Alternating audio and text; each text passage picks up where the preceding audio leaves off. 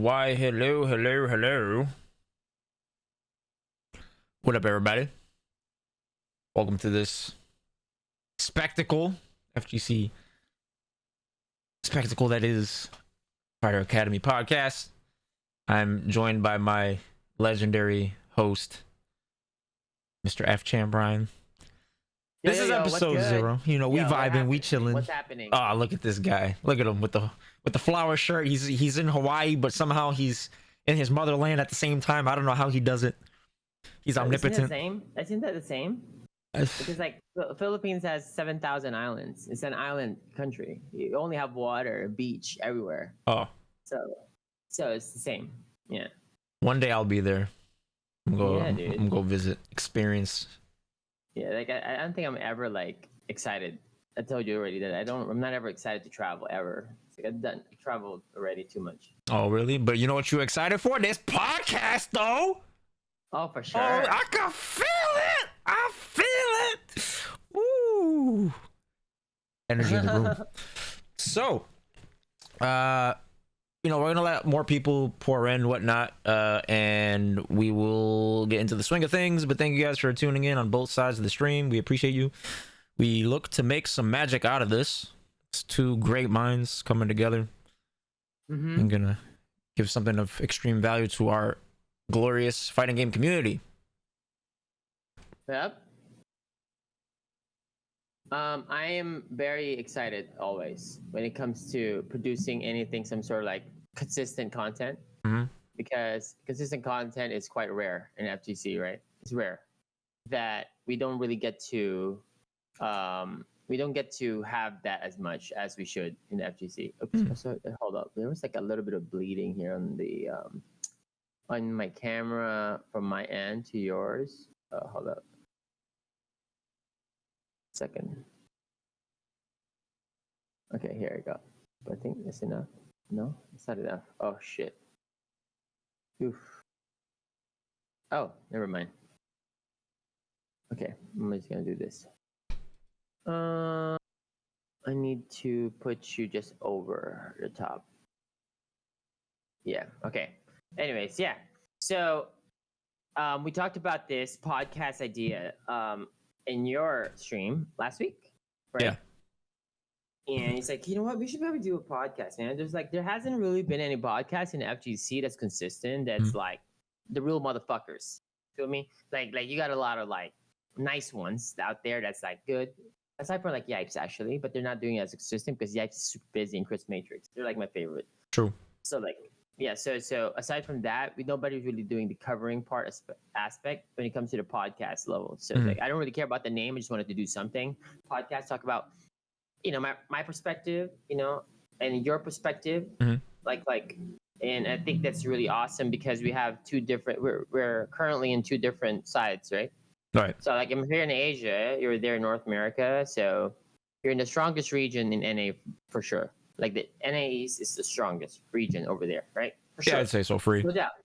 Yeah, for sure. Like, but like, I think that Asia is the strongest region in the world. But you know, but like I'm saying, like we're gonna have different perspectives on different many things, and I will always represent NA. But like, it's just good to share that to our audience in general. You know. Word. Yeah. They probably talk about some inside scoops about. Bruh, I would be like, dude, you guys don't even see this, bro. But there was like a side event that it wasn't really streamed, but my man Daigo was cooking everybody. You know what I mean? Like those kind of things, right? You know, the underground M&Ms, the Fight Club, those things. The real Fight Club. Dude. Be like, bruh, you know, this man Daigo was cooking. You know, just those little things. So I was really, really excited to just get into this one. Yeah, I'm excited, man. I'm excited to get your perspective on a lot of things. You know, just pertaining to the psychology of the game, the nuance. You're so good at like the advanced stuff, but I actually really fell in love with your simplicity of things too. Like just talking to you, I was like, damn, that is so simple. You know? Like, remember you were telling me the other day about how you like how I teach masters, but then what you were saying about how you teach platinums and lower, I started incorporating that into like my lessons of just like teaching really simple strategies to give them like a foundation and a base. You know, like things like that, like just empowering players. That's like that's a really cool way of going about it. So I learned from you. I still learn from you. You know, I'm always gonna learn from you. But Oh no, I try to learn for everybody, man. Like you just so much thing that you can do in your own. So I'm always open to work with people because like multiple perspectives is always better. word. Like I mean, I can sometimes play the arrogant role at times when I do Marvel, you know, whatever. Yeah. But right after a certain event or like I need to practice something, like I'm always open to practice with everybody, play with the best players in the world, study. You know, I always know that I'm not perfect and I can always learn from somebody. So like this, like something that I learned, and then and then coaching players, some pros coaching pros coaching me. Like, you know, it's kind of nice, like to have that kind of like dynamic, you know, in general, just like. And then within that, I kind of learned how to dissect like different skill levels that before, actually my early days of coaching, I was trying to teach them so much complicated stuff that they get stuck in training mode trying to do this combo and they don't even know why. So I need to teach them the ABCs of that level, not like the ABCs of the game, of that rank or league that they're in. You also need to keep them engaged. For instance, let's say you, Zaf, as an amazing coach, you give them a homework of what they're supposed to do, okay? And it's hard because you gave them so much stuff, okay? But you also want to give them something that they're going to get some immediate results with it. But then also give them something that they're going to have to work on it as well.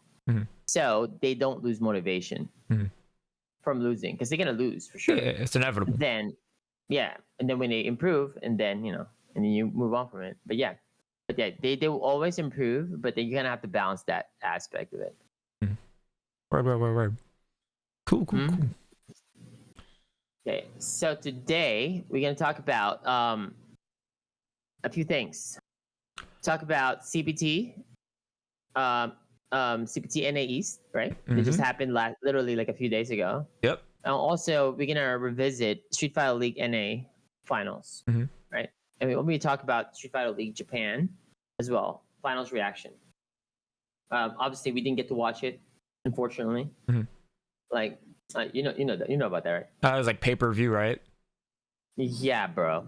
It was so. I respect it though. I respect the hustle. Because I respect the hustle. It was awesome. Yeah, it was awesome. I love it. Like anytime you can actually do a fighting game event, it's pay-per-view, and then you're selling out an arena, bro. I support that. Yeah, I can't get mad at that, man. Salty. I can't get mad at that. I can be salty. And it's not like we can't watch it. We just have to wait a couple of days.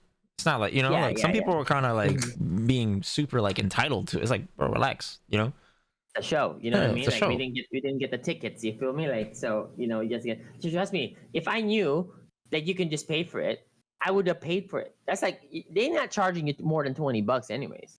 I don't know. I don't know how much I saw like 3,000 yen, which is probably like $25 or something like that, right? Maybe. Wait, there is? I never even seen it. I saw the website. Somebody sent it on my Discord, but I just it was too late. I was like, I don't want. If I watch this, I'm gonna fall asleep at like 8 a.m. again. I can't do that. I'm trying to correct my sleep schedule. Yeah.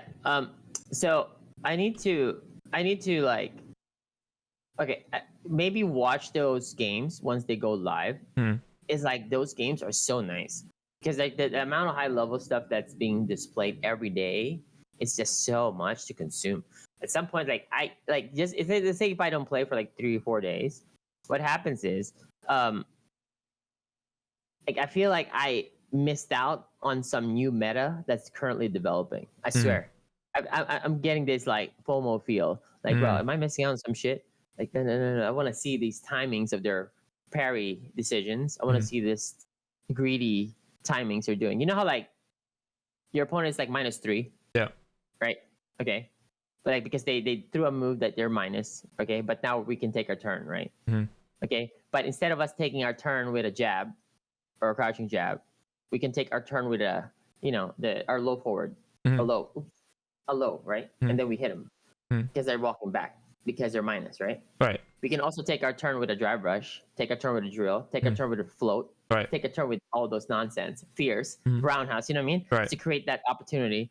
And obviously, that's like fleshed out already. Like we know that, and that's like the skill of the player determining when is the perfect time to do those things. Yeah. But there's like many nuances that I've been seeing that like I feel that when they're starting doing the parries on like, well, I actually started doing that today as well. Like before, I'm doing a parry very linear on timing and like just to get perfect parry on here, perfect parry here, sure and wake up, perfect parry to fireballs. There's some the headbutts, the butt slam, you know those little things, the Jinrai, right? You know, perfect parry those. Driver's jab is guaranteed perfect parry timing as well. So if you do driver's jab, you counter with parry, or you can counter with jab check, right? So like those things. But now, perfect parrying the string that they're doing a lot. Like they say jury would do like medium, 2MK, right? Okay. I'm not parrying it yet because they might be grabbing me. But then now you're gonna build that data that they might go for the string, and then you're gonna press your parry when the 2MK timing. So now you're actually legit calling out their strings that will only perfect parry that point. Like those situations. I was like, man, like so I gotta start doing that way more and like perfect parrying certain situations. Like I even tried to do like they say jury jump. I'm in the corner. I anti-air with a teleport. Okay. Because it's like one button. Yeah. Because like sometimes you're gonna do the low dive kick to bait you to do back medium punch, right? Yeah. Like, jump. And the moment they get off the floor, I do forward and 3 punches, and they got out of the corner. And they're kind of confused. They're like instantly confused in that, like, you know, they're not like, wait, what? Like, you know what I mean? Like, it's super fast. So like those moments, like the new decisions is like, so you just gotta work on those. Your decision tree is like branching off and just it's more variance. You love that word, variance. Hell yeah! I've been using that word a lot. You've been saying it, and I've been saying it too, like on the daily now. Because now I'm looking for it. I'm like, what's the variance that I've been ignoring? You know? It is variance. Yeah. It is variance. Nobody has 100% win rate. Right. If I put you in a situation, sure, I'll be. Let's say a player that has an amazing neutral game, theoretically, would be on 70 to 80% favored in that spot. Okay, right? For sure. I have an amazing neutral game. I will not try to engage in spots that I will be, you know, unfavored, right? Let's say if you're Dawson, you don't want to be point blank to goddamn Sangi. If you feel me, like you stay in the range that were your favorite, right? So let's say you have an amazing neutral game and you're able to do that. You have whip punishes, you do this, you do that. The uncomfortable areas, you're super good there. That like now, that's not disadvantage. It's like even there. Right. So now you put them all together, all that compounds into your neutral game number, which equates into your win rate. Your win rate would not necessarily be 100%, right? Your win rate is going to be like what, 70, 80, 90%, if that overall. But like that's really high win rate. Is there like, so that's I think how like I feel I improve is like little things I add in my game, and then I don't really worry about the immediate results. I worry about did I improve or not. Like, because like sometimes you improve, you gotten really better, but you might not get the results that you want right now. Right. Okay.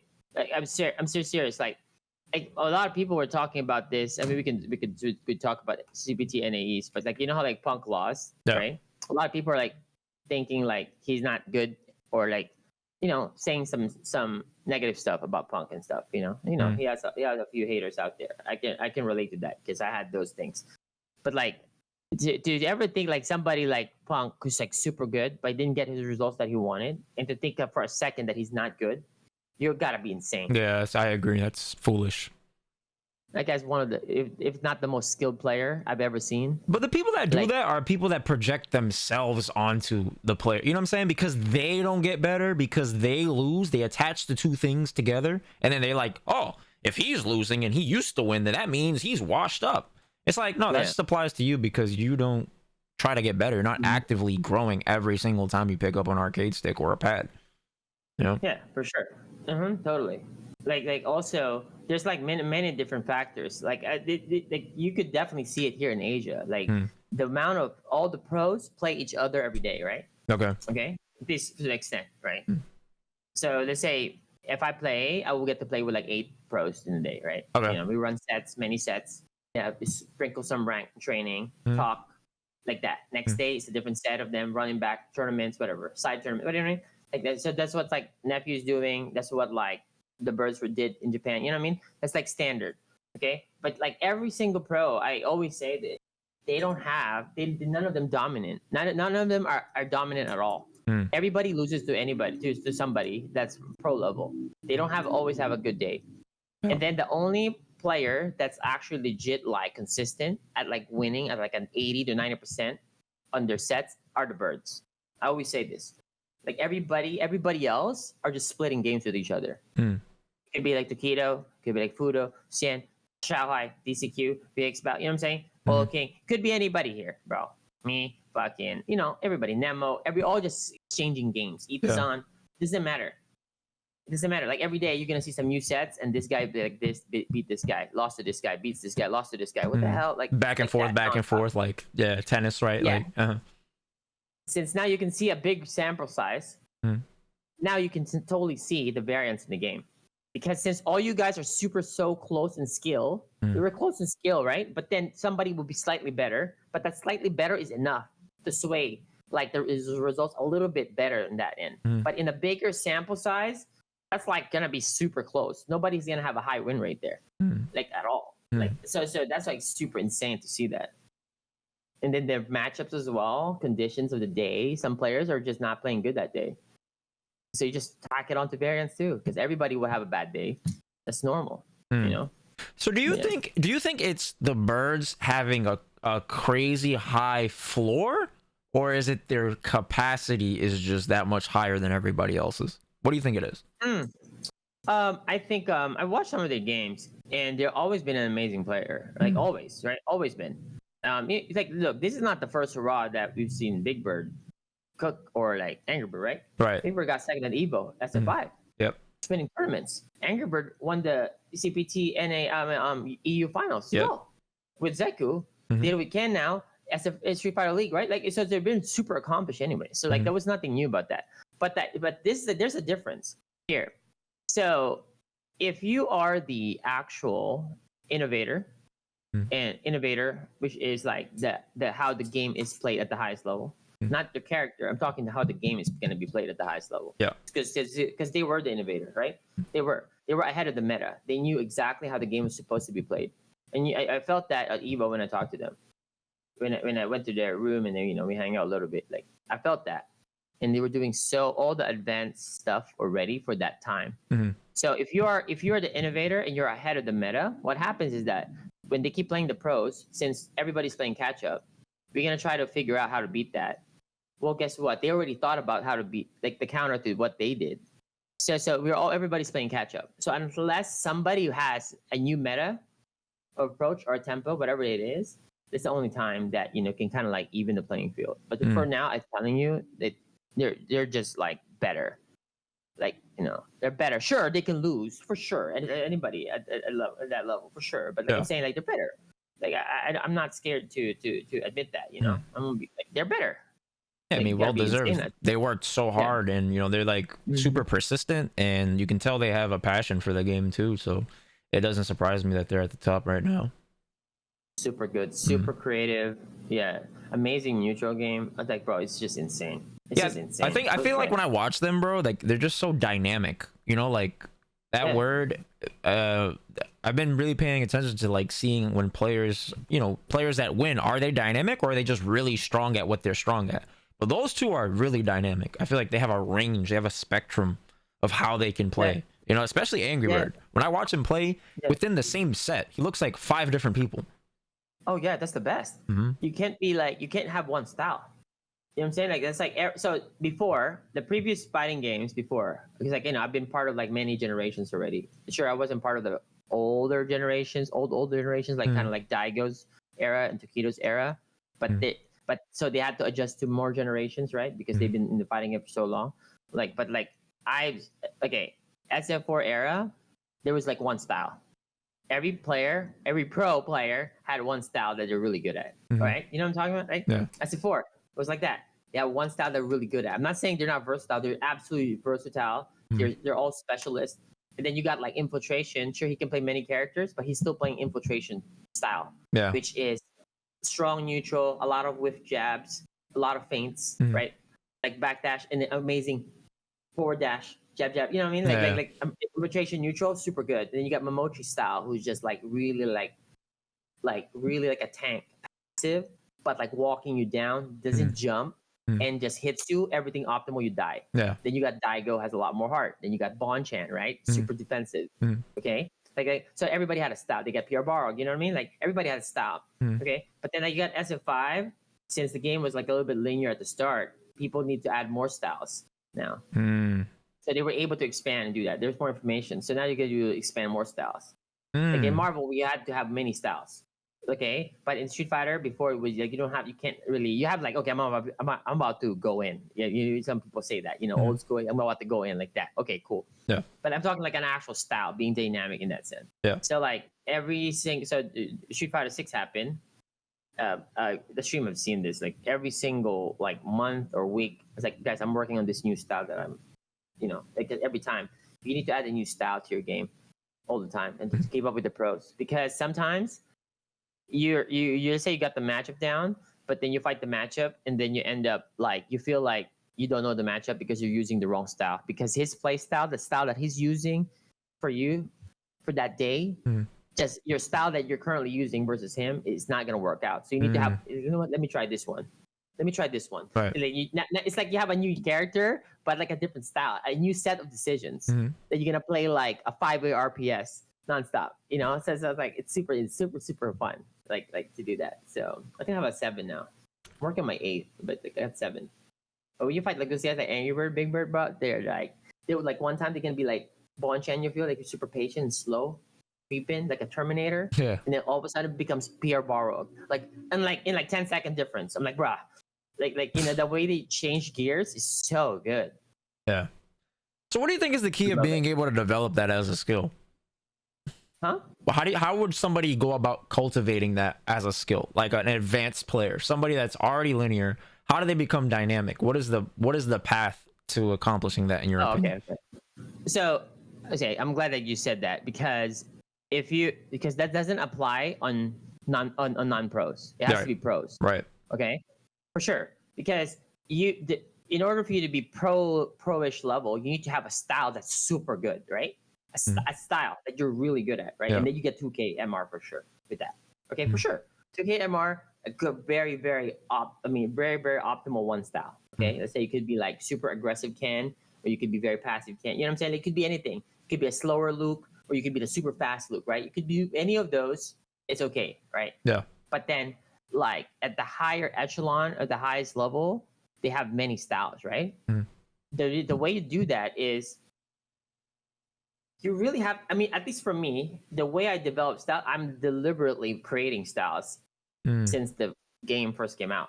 I'm like, okay, I'm gonna try to play this way. Okay, and then I'm gonna tell the stream like, okay, guys, I'm gonna play weird, okay? But just know that I'm really gonna force this. I don't care if I fucking lose. And I will play pros. I'm gonna play this style. But I have to tell them exactly what I'm doing. I said, this is not an excuse. I'm not sandbagging. It's not like a first time I'm gonna use this. I've been working on this. I just haven't really premiered it. Okay. So today is our first day. So like you have to take L's. So like, okay, so let's say for instance, like if I play Dawson, let's say I use my strategy 4. I'm gonna be like no floats, only fast fireballs, drive rush, and then my AAs would be only back fierce. I don't have back medium punch. And then you're gonna be like, huh? Why the fuck? Okay, well, my ground game is gonna be super insane. When I tell you that, my ground game is gonna be super insane. Since I'm not moving a lot in the air, I'm not doing stuff, you are forced to jump a lot. So my jump is gonna be back fierce. Because I walked you into that answer. Do you understand? Like so that style alone and super ground game based and like drive gauge depletion style is super good in some matchups. Some matchups I'm talking player styles, not even characters, okay? Like, and then there will be like the fireball Dawson style, super dynamic, some teleports with the fireballs, some more slides, match driver's jab, all these things. Like you can play traditional Dawson, you can play SFI Dawson with floats and stuff. You can play that as well. Non-committing one, no damage, but super stable and safe. Super reactive style, you have that too. Aggressive, like bro, it's shit's crazy. And you can imagine like you do that shit with Ken, dude. It's like bro, sky's the limit with that one. That's interesting. So you don't just like keep it to one aspect of like the game, right? Because you have neutral, you have footsies, you have your anti-airs, you have rush down, corner pressure, oki, all that stuff. But you like put everything together. You like this is my strategy, and then you have a thing you're gonna do for each. Is that what it looks different. No. So it would be like this, right? So what you're talking about is your player attribute. What you're saying, your neutral, your footsies, your AA, all of that. That should be a default in that level.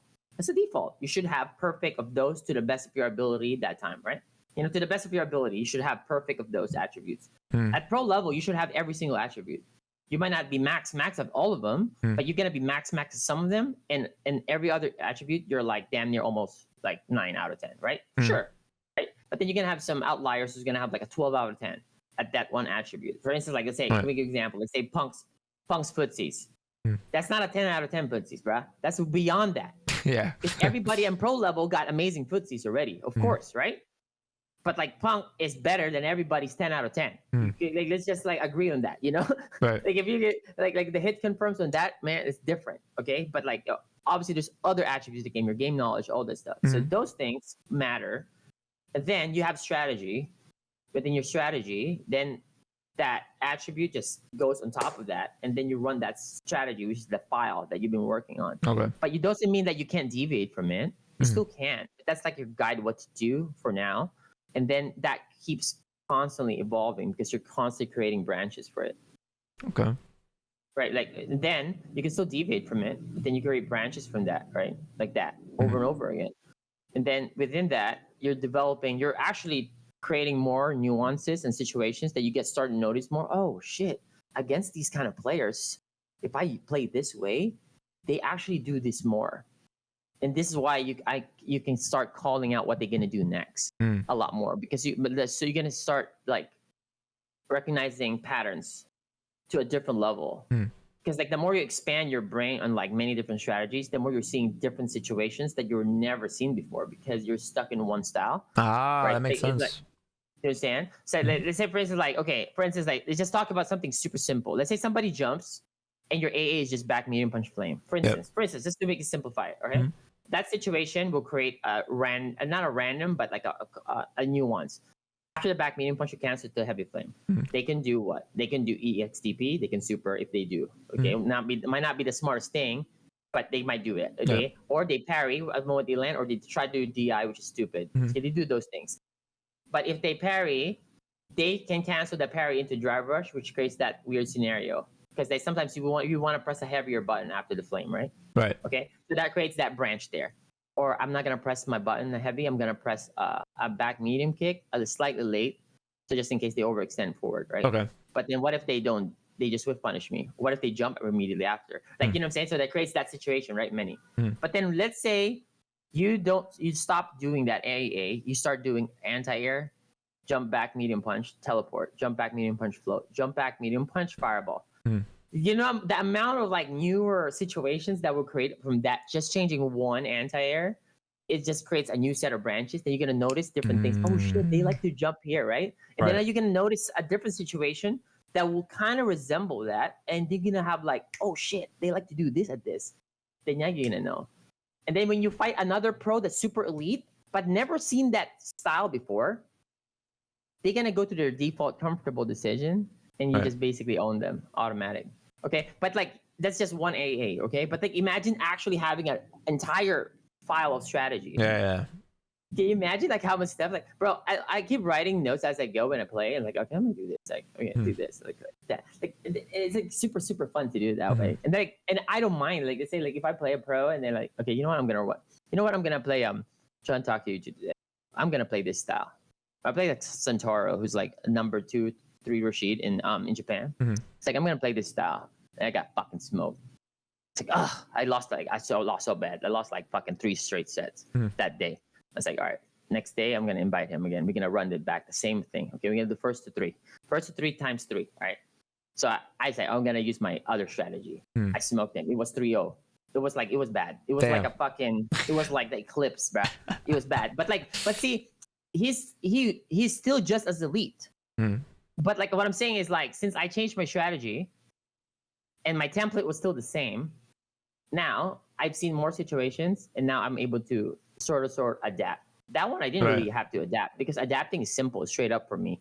Okay, you should adapt. But like I'm talking like just one thing, like if you're losing and be like, okay, I need to adapt and switch it up. I'm saying sure, that's adapting. I'm talking like no, from the gate, you actually had like a counter from the start. Yeah. You don't have to adapt anymore. You just click play. They just lose, right? Like that's like there's like a prep time. Yeah, there's like GG in that one. It's like a different skill set too. That's interesting. So yeah, that was super cool. Yeah, so I tell people, like, if you want to practice a skill, you have to create the conditions for you to practice the skill. A problem I see a lot of like newer players have is like they want to practice anti-airs, but they kind of like sit and pray and say, "Please jump at me." I'm like, no, you have to create the conditions. Yeah, they're passive. You know? Yeah, they're passive, and I tell people you have to be proactive when it comes to practicing things, right? So if you want to practice your footsies, create the conditions for footsies, right? If you want to practice anti-airs, you have to create those conditions. You can't just sit there and wait, because people have their own agenda. They're not gonna always participate, right? So you have to create the scenarios or force people into those scenarios, and then if you mess up, it's okay. You know, you just get your reps in. No, I agree. So that's why you call like tunnel vision, right? They tunnel vision into one thing. So that means they cap their mental stack into just paying attention to one thing. That's basically what happens. Like paying attention to AA, they only look at AA and they just die that way, right? It's super passive. They cap their mental stack. But like, and also you gotta see like some amazing players that I've seen, like a super good. Like they might not look technical, but they're super technical. I know that for sure. Like I say, like for instance, like you see if you watch like Mena play, goddamn fucking technical. There's no way in hell that he's not. You know how like you're gonna see like some experts in the chat, some experts in YouTube calling like Mena random. Like, bruh, are you stupid? Like you can understand how amazing this guy is. Super technical in that. Like when you see like Punk play, you see like Do play, bro. You know the 3 best in fucking NA, right? Like you just know they're fucking awesome. Like to have any other comment there, like to say that like, you know, what they're doing is like cheap or this, whatever. You're just dumb as fuck. You're just like gonna be bad for the rest of your life if that's your fucking mindset. I was like, they're just fucking awesome. You have to acknowledge those things, you know. Doesn't mean like they can't lose. They can definitely still lose, but they're always gonna be favored. They're super good, you know? Right? World class for a reason. I mean, you don't win 2 Capcom Cups. You know what I'm saying? For sure. Fucking awesome. Yeah, fucking awesome decision making. Like their styles are like very fluid. Like okay, like I've seen Mena was gonna play like what did he play here? He played in France, and he's like, okay, I'm gonna go maul this player. I think he played like Hot Dog or something. He picked Luke. Yeah. And then sometimes he would start off with a jump or a drive rush, right? Those things. But then he knows that already he would do totally different things that counters that. If you're paying attention, that he just fucking walk forward. If you're looking for the jump or the drive rush, you just walk forward and took advantage of that one. And a lot of people are gonna be like, bro, that's just like a little bit of advantage. Like, bro, that's huge. You got walked the fuck down immediately from the start. Right. By a character like Luke. Bro, that's fucking huge against Luke. Yeah, that's huge. Yeah. So like those things, it's super awesome to see those kind of like mind game that they're doing. I think like what you said too about like how it's so subtle, that nuance, but it's significant. That is also why players, or not players, but casual people will watch a top player and not understand how big the gap is between top players amongst each other, like Angry Bird versus the rest of the field, right? Because those nuances that Angry Bird has mastered, right, or he's that much closer to mastering at least, they're not obvious. They're very subtle. You know, you need to have a shotting gun to see it. You know, if you watch it, it could easily just be like, oh, I mean, he's just going ham, right? Or, oh, he's just waiting, right? Like, no, it's a lot of nuances, a lot of decision making. His meter management is on point. His strategic management, like, right, his just observation. There's so much skill that goes into being at the top, you know? Yeah, you know what's so crazy about this? Like, me and Cian talked about this before, and then it's like, bro, isn't like JP supposed to lose to like Luke's and like and DJ because like the drive rush, bro? What do you think? Supposedly, that's the rumor, but I don't know how I feel about that. Yeah. But mind you, we were just talking about this. It's like in theory, right? And he's like, okay, mind you, I don't think for a second that was gonna be a big thing, anyways. But like, I don't believe for a second that like like people were gonna say, oh, this guy's just drive rushing all day, whatever, right? And then like that's why this motherfucker will be winning. Like the idea of like player just doing drive rush and beating a pro, it's just impossible. Okay, and Sam just highlighted that. He was like, bro, this dude literally, can you think about it? Can you imagine just beating Kaku with drive rush? Just think about that for a second. Just look at this, just hear that out. It's like, yeah, you're right. It's kind of hard to do that. Like, you see, like, okay, the drivers works if there's other elements that was added to my stack because the player has sent that message that they can do the following, and then the drivers can happen. Or the drivers scenario was created because I did something that was like severely minus that they were able to capitalize to do a drive rush. But if you're just gonna do raw drive rush like an 1800 MMR cat, that's not gonna work. You know what I'm saying? Like in just general, so that is just, that's why I like the game a lot. Actually, I just really love fighting games. You know, because like I haven't really played a lot of fighting game. I stopped playing fighting games right in like 2018 actually, and then I started playing Street Fighter 6 again like 2023. But then I did play a Marvel game actually 2020, like a few tournaments. But yeah. But you know, I love fighting games. You know, I just love the chess part of it. It's just super awesome. Like, and then you can see like some high level play. Just nice. I always appreciate those things. So let me ask you, what is your favorite thing about competition, and then what's your favorite thing about teaching? Oh, I mean competition? Yeah, like as a competitor, what's your favorite thing, and then what's your favorite thing about teaching, the teaching aspect of fighting games? I guess like obviously tournaments. Okay, I guess let me split that. Okay, so with competition, really think about the winning part, but I want to win. Of course. Okay. All right. I won a lot of tournaments, but like I'm saying, I don't think about the win. I'm thinking about just do the work and do it right. Execute the strategy. Actually, execute my preparation, and over time, I'm just gonna win a bunch. That's how it's gonna look at it. I'm never thinking about I need just to win to fucking this goddamn event right now. If you're like the absolute best player in the world and you go to a super stacked tournament, with like a bunch of like top 10, 20 guys, but the chance of you winning that's probably 3, 4, maybe like at best it's like 10%. Let's say, you know what I'm saying? Like let's say for instance, you're like Angry Bird, Mena, Punk, Do, Udo, like Kaku. Let's say those are like the best, right? Let's just say, right? Okay. All right. So those guys are the best 6, 7, whatever. You could add a few other guys there, you know, just to float your boat. But like, okay. Those guys, to say you do a tournament with all the pro players in the world, the odds of like one of those 7 winning is for sure like less than 10%.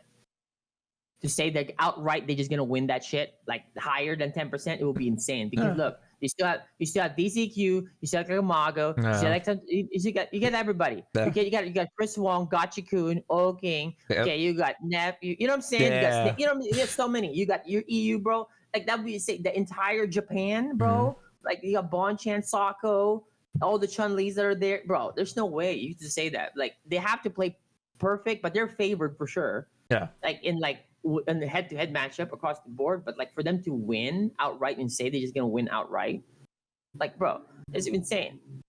Like okay, think about this. Like you see like the other one when Mena qualified right versus Do. That was a fucking insane finals when he played Bonka right versus Do. But that was like a last game, last round. Literally, and Mena pulled it out of nowhere because he was down significantly on that round. Okay, but like, okay, so let's just say Nakodu qualified that time, because I know for sure Nakodu was going to qualify there. I'm pretty sure that Punk, I thought for sure Punk qualifies too. Okay, because I couldn't imagine a Capcom Cup without Punk. I swear to God.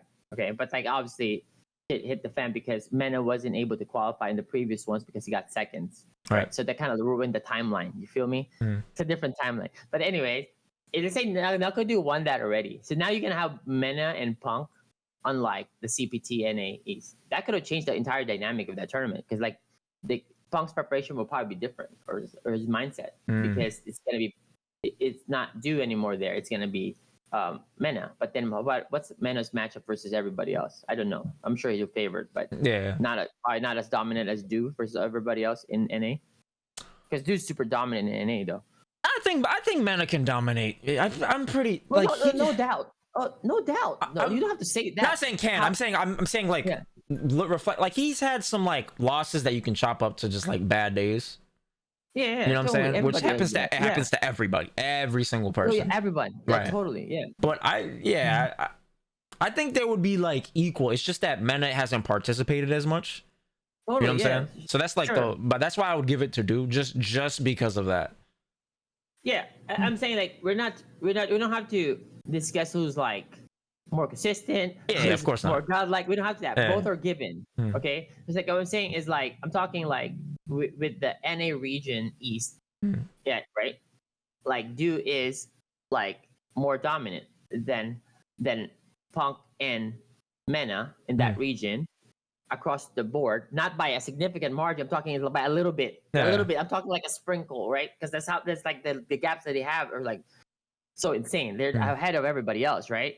Okay, so I'm talking like when I say consistency, sure, like you can see Do lose to Punk, Do can lose to to a few guys, you lose to men, right? Sure, here and there, but they can also beat them too as well. But when Do can like absolutely demolish everybody else like 3-0s, like you know what I'm saying? Like it doesn't go to losers as much. A straight out shot. But also to in defense to a Punk, like he's probably not taking all those tournaments. Yeah, he plays like serious. his side characters and shit too. And he still right? gets So, high. Yeah. that's what I'm saying. And that dude is just amazing, you know? It's like he could legit play any character and fight you with your main. That same day, he just learned that in the morning, bro. That guy's super fucking amazing. He's really good. He's so fun to play against. I was playing him in ranked today. He was playing like 3 different characters, and I was having mad fun. I was like, bro, I could play this dude all day, man. No, it's too good. Yeah, I love that. I love playing with the pros nonstop, dude. Yeah. That's why I'm happy to see like Nephew going here to Japan, because like obviously Nephew's one of the best players in NA, you know. So he goes to Japan, and then now we get to see the matchups of like like him playing versus a lot of internationals. Because he's like splitting games with everybody, you know, and that's always awesome, like to see. Obviously he's world class. He's always gonna be world class. Word. So so it's super nice to see that. Then you can start seeing like the jury limitations that I've been talking about for 2 months now. I was talking about there's like limitations here, guys. I'm telling y'all this, but like nobody was fucking believing me. Like now, motherfuckers. Now you see Twitter, Eduardo talking about the jury limitations. There's fucking for reals. There is. Yeah, but you were on the wave of the meta as it was flowing and developing at breakneck speeds, bro. And then everybody else is just kind of like we're all like detached and. And that is the privilege that you're experiencing, bro. You guys are so tight knit over there, even though you guys don't live together, right? It's like a bunch of countries in Asia. You guys are all interacting and playing, and you got a Illuminati group chat, right? Like that's so sick, yeah, bro. that's the best. That's so sick. The Illuminati group chat is so good. Who wants to play? I need a JP. And like, okay, and then you put that. It gets translated, and then like, all right, Kakeru, is Kakeru available?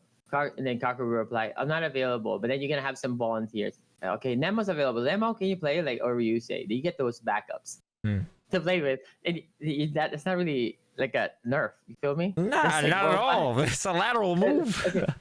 But like when you put, I want to fight a can. Let's say you type in there, you're gonna have like maybe 78,000 fucking motherfuckers there, like available. Like if you ask for Ken or Luke, bro, there's so many. Luke, JP, Ken, bro, those 3 motherfuckers are just too common. Those are like that's crazy. There's too many of those. Are those your best 3 matchups because of that? Because of the exposure? No, not my 3 best. No, I will never be that's not okay. It's kind of like JP, Ken, Luke, and DJ, right? Like it doesn't matter how much hard you practice for them, you're gonna get better at that matchup. But like they're never gonna be easy. Yeah, I don't mean like in terms of like you dominate. I mean in terms of like you understand so much about it compared to the other matchups, because like Geef, for example, we don't have to study Geef like that, right? Yeah, but like your capacity in the JP matchup is insane. My most comfortable when it comes to knowledge, because like you're fighting pros, it doesn't matter if you know it, because they know how to fight your character too, because there's so many Dawsons here. All the pro Dawsons are primarily here in Asia, right? Not counting you and Crimson, right? Okay, but everybody is here. Like you got Mochi, Tortumechi, ITK, me, Lucky Boy. You know what I'm saying? Like, yeah, EO, right? So there's so many Dawson here. So like my most ones, I guess, that would be like Marissa's. I got some Rashid Chun-Li, juries. I'm talking like my best ones there. I guess I don't really I guess my worst ones for sure it could be Cammy. Even though I don't see the thing is like Cammy is for sure definitely my worst. But then I have new things that I need to implement. But the thing is, I've been putting it off though. I haven't really been labbing her because it will take more time for me to if I'm gonna lab and concentrate to how to beat Cammy. Like when I say beat, like to make it 50-50, okay? Like if I just used my time instead to do, let me just put this more to Ken's or Luke, it will be more value because there's more of them. Yeah, and the Cammy's here, there's only like 3 or 4. Right, I get to fight, right, and I still can like. I feel like if I'm fighting like dudes or punks Cammy, that's the only thing that matters. Because like the other Cammys, it does like I say I was around to Kazu or Mizuha or something, I still beat them. It's weird. So like, but like, I don't think I could do that with like fighting dude or punk Cammy. I swear, like it's different. It's not like they're bad. There's no way. I'm saying their style. They're more jumpy or more EX dive kicks, more predictable, and more like they're more like special moves, kind of like Cammys. Okay. Right? But that's their style. They're elite for sure, but they're more the special moves kind of thing. They're like, so when they're doing more of those, you get to hit them more coming in. Instead of like when you fight like guys like Du and Punk, for instance, right? They're gonna walk you the fuck down and just be annoying. Yeah. You don't get a lot of damage. I know.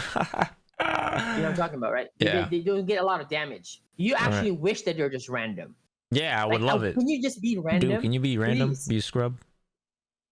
Because if they're random, you hit them more, right? But since they're not random, you're not doing any damage. It's not that you can maul Cammy with Dawson. You feel me? Like, so that's like super hard. Yeah, I tell people all the time, like if you play Sim, just walk them down. Just walk and parry. If you get one perfect parry, you can get started. You can't really just do that. Come on now. You can walk Sim down, bro. With Cammy? Says who? Only Cammy, yes. That's what I'm saying with Cammy. I'm saying with the Cammy. Only Cammy, yeah. Not even Jury or Chun-Li, Kimberly can do that. Yeah, I mean, Jury's dive kick is not reliable. Chun. Yeah, totally. No, we're talking about like all the fast walk speed characters, right? That can walk you down, right? That's like has a walk speed that's like super fast. Yeah. Like they can't do that. They can't not play like that. You cannot walk down Dawson, but they can, because you just can't. Yeah, their dive kick is so scary. That dive kick is so annoying because it could punish counters or button. So that's why. Yeah. And then the drill, the knuckle hits the float, which is so insane. But yeah, that's about it. But yeah, anyways. Yeah, I think we should move on to we talked about let's talk about USA East actually, since we're already here. Let's boogie. So, yeah, USA East. What do you think about in that one? What do you think about the top 8 for a bit? Okay, so top 8 was what it was Du versus Banana Ken, right? Yes. And then it was who was on the other side of winners? It was it was Paladin right? And Najee. And Najee, right? And then Najee it was played good too. Yeah, and then it was Punk versus Ramos. Yep. And then the other side is I believe is what? I do not know the other side. I forgot. Who was the other side? Let's see.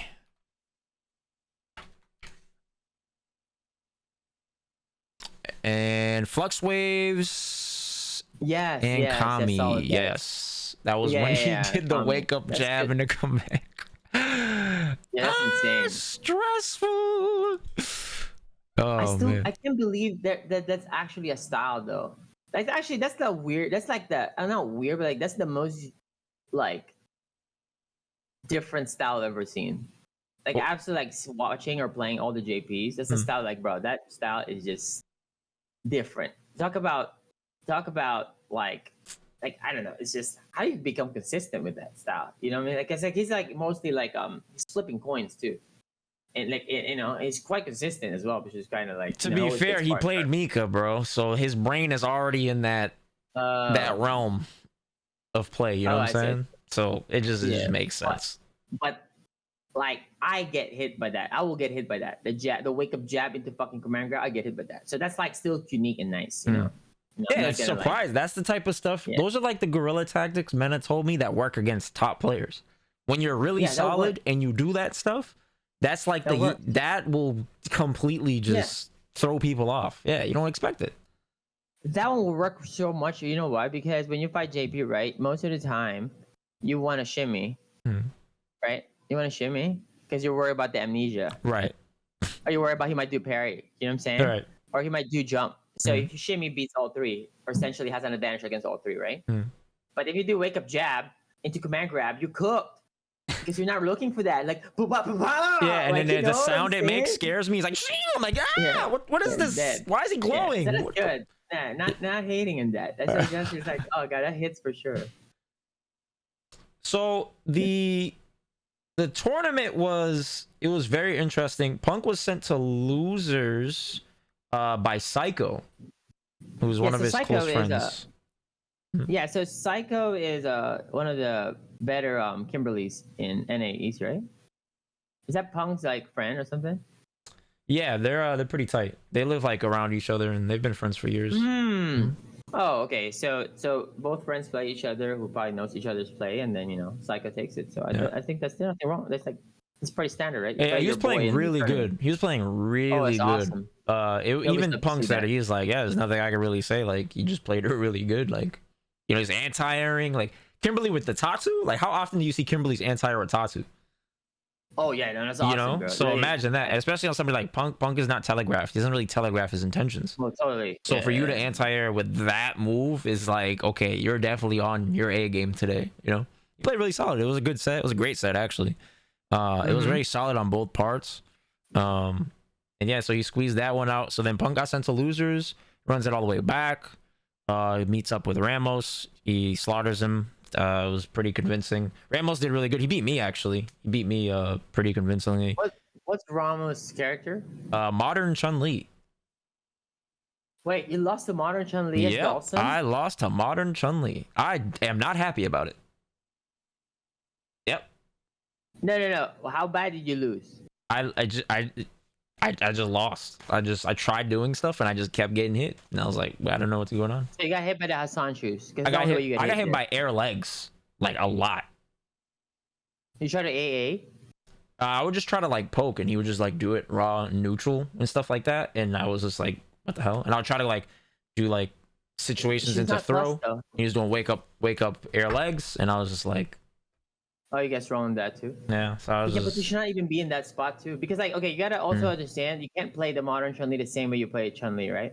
Because they're different. So your range should be closer. You actually don't fight her up close. You actually don't fight her away. You fight her closer. So you're inside the reactable range, to the non-reactable range. That makes sense. Because if you're further, if you fight her the same range as Chun-Li, right? A normal person who's using Classic, for instance. They have to do the motion to whatever controller they're doing, motion and then kick to do EX, OD to do punish your fireball, right? For instance, or they're gonna do guess and do that. Okay, right? But then on the modern, that's super easy. It's literally just like they could do drive rush or dash and fucking one button and like Hassan shoot. That makes sense. Okay, so you need to do it closer. So now when you're closer, you could just limbs all day. You do limbs all day, you're gonna keep hitting her. So what happens? She steps back.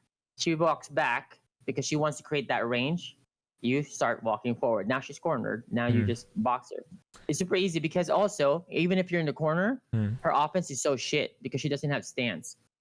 So you basically only play neutral with her the whole time, and she can have like it's really fucked. Like because like I played with like all these modern Chun-Lis here, like CPU level 5 and the Chuan. They both like play modern Chun-Li. They're both legends, right? So okay. Like, but they cannot go in. And then there's times where like, let's say you're going to have an 80% Dawson versus they're like 20%, 30% and you're mid-screen. I would even just throw a fireball. If I'm up around, I'm going to throw a fireball so he can super me. Because that would do nothing. Right. That makes sense. Sucks. And then round 3, I just kill him. Yeah. But like I'm saying, that one, bro, that matchup should be simple. And then when he steps back to the range that he's comfortable to dash to Hassan shoot or stay in that range to throw a fireball, that's when you just do guess drive rush. If the fireball comes out, you do roundhouse slide or right. kick. Damn, I was playing it the wrong range. I was playing it like it was classic. That's because I don't play modern Chun. I don't know how to, you know what I'm saying? So I was just like, I'm gonna play it the way I play Chun. And I usually do really well against classic Chun, but it's the modern that throws me off. And it's not the first time I lost to the same guy either. Right? So when I went to go adjust, I was thinking again from like the Chun-Li standpoint, but I wasn't factoring in like modern specific counters, right? But that makes a lot of sense because I was playing at the same exact ranges that you talked about, and you know it's easy to Hazanshu over it or to So that makes a lot of sense, man. And he was giving me a lot of space too because he would just keep walking back. For sure. You know? Yeah, totally. You just take that. You just walk forward too. Then also you probably started floating closer too. You start floating as well, but then that when you float, it's harder in that range, in a little bit closer because since she's modern, she can do the fucking drive rush and then fucking up kick. Yeah. Yep. Okay. Did you get hit by that? Yep. I did get hit by that. So those things. So obviously you're gonna float in reaction to her fireball that far, right? That's the reaction you're gonna do, right? If you don't have a fireball out already. So your only two decisions if she has a fireball out, right, is to do the guess slide or not the guess slide, just drive rush. If the throw fireball, you press your roundhouse slide, right? If or you instead of when the fireball's coming in, instead of you floating, you just do TK fireball, TK air fireball. So you do jump and fireball and then down. if she drive rush, she goes right into it. She smacks right into it. Yeah, if she drive rush, she gets hit by it, or she walks into it, she has to block it. You'll be plus. And now you press medium punch again, fireball. You know, like it's like it's really. I think that matchup might be 6-6 Dawson. I swear that shit is. I think he beats her. It's just I did not play it right, and I take total like. I personally I can't stand modern, and that's one of the reasons why. Because I didn't. It just in my brain, I'm playing two different characters, and I was just treating. I was treating it wrong. I was treating it wrong. Yeah, so. that's a high five. So, like if somebody sorry. played modern Chun against Dawson, bro, like I was like, bro, thank you, because like they don't do a lot of damage. So and then you don't have to play the 3/4 screen. You just play 2/4 screen against that. Yeah, it's like we're gonna play this ground game, and then you don't AA because you don't AA in the range where. Okay, you know that the jump roundhouse that they can do sometimes at your jump medium kick in that range. The side switch? No. But they just jump. They would just jump sometimes, right? In the mid screen when you're playing that 2 MP range where they jump. They jump there, right? You don't necessarily AA because they can do jump and fucking do legs and it hits your back medium punch, right? Okay, yeah. And if you do back fierce, if they do the fucking fake leg, you're gonna land. She's gonna land and she can punish me. Yep. Which is what happens. Okay. Yep. All right. So you don't AA at all. I swear you don't AA. You can jump. It's all good. Your AA will come from your fireballs or your preemptive medium punch or roundhouse, and then you backdash. That's your AA. I swear you have to do and then parries. But I don't bother. And then like the occasional once you condition her to stay on her spots because you keep pushing her away. Then when you do your arc fireball, all of them is gonna hit. Bro, this is blowing my mind. What the hell?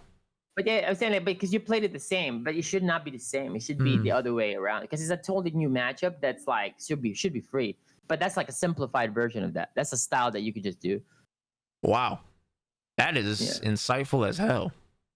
Yeah, but like that one is like really straightforward. I swear, because that one is like, you don't necessarily have. Dude, I don't even know how she can win too. And like so, if you don't execute it right. Yeah, sure. But she can't really snowball you too because the modern Chun-Li's offense is so whack. Yeah, see, I didn't know that she didn't have stance cancel. I thought she had it. Yeah. She doesn't have those. She doesn't have it. Bruh. Well, you're gonna look you definitely probably wait, was your game streamed? It was streamed. Yeah, it was.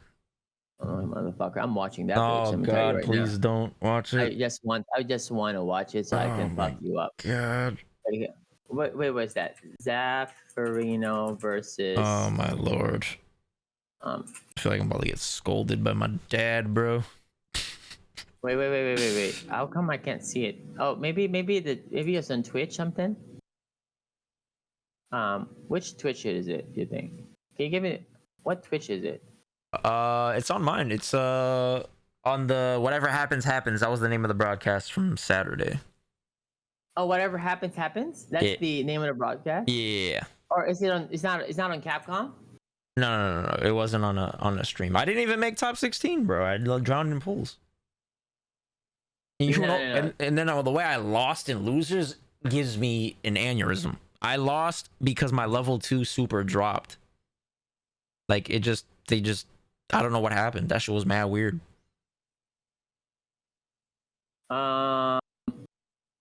Wait, are you talking about? Oh, it's your stream. Your stream. Yeah, it's on my stream. Okay. Here we go.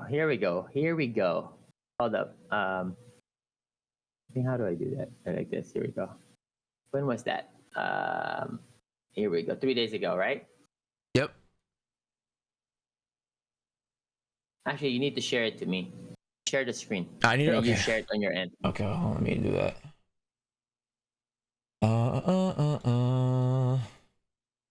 Yeah, share it there. You do full screen. Share it. Put it there. Plaster it to the entire stream, and then let me just see. Just come on. It's so good to do that.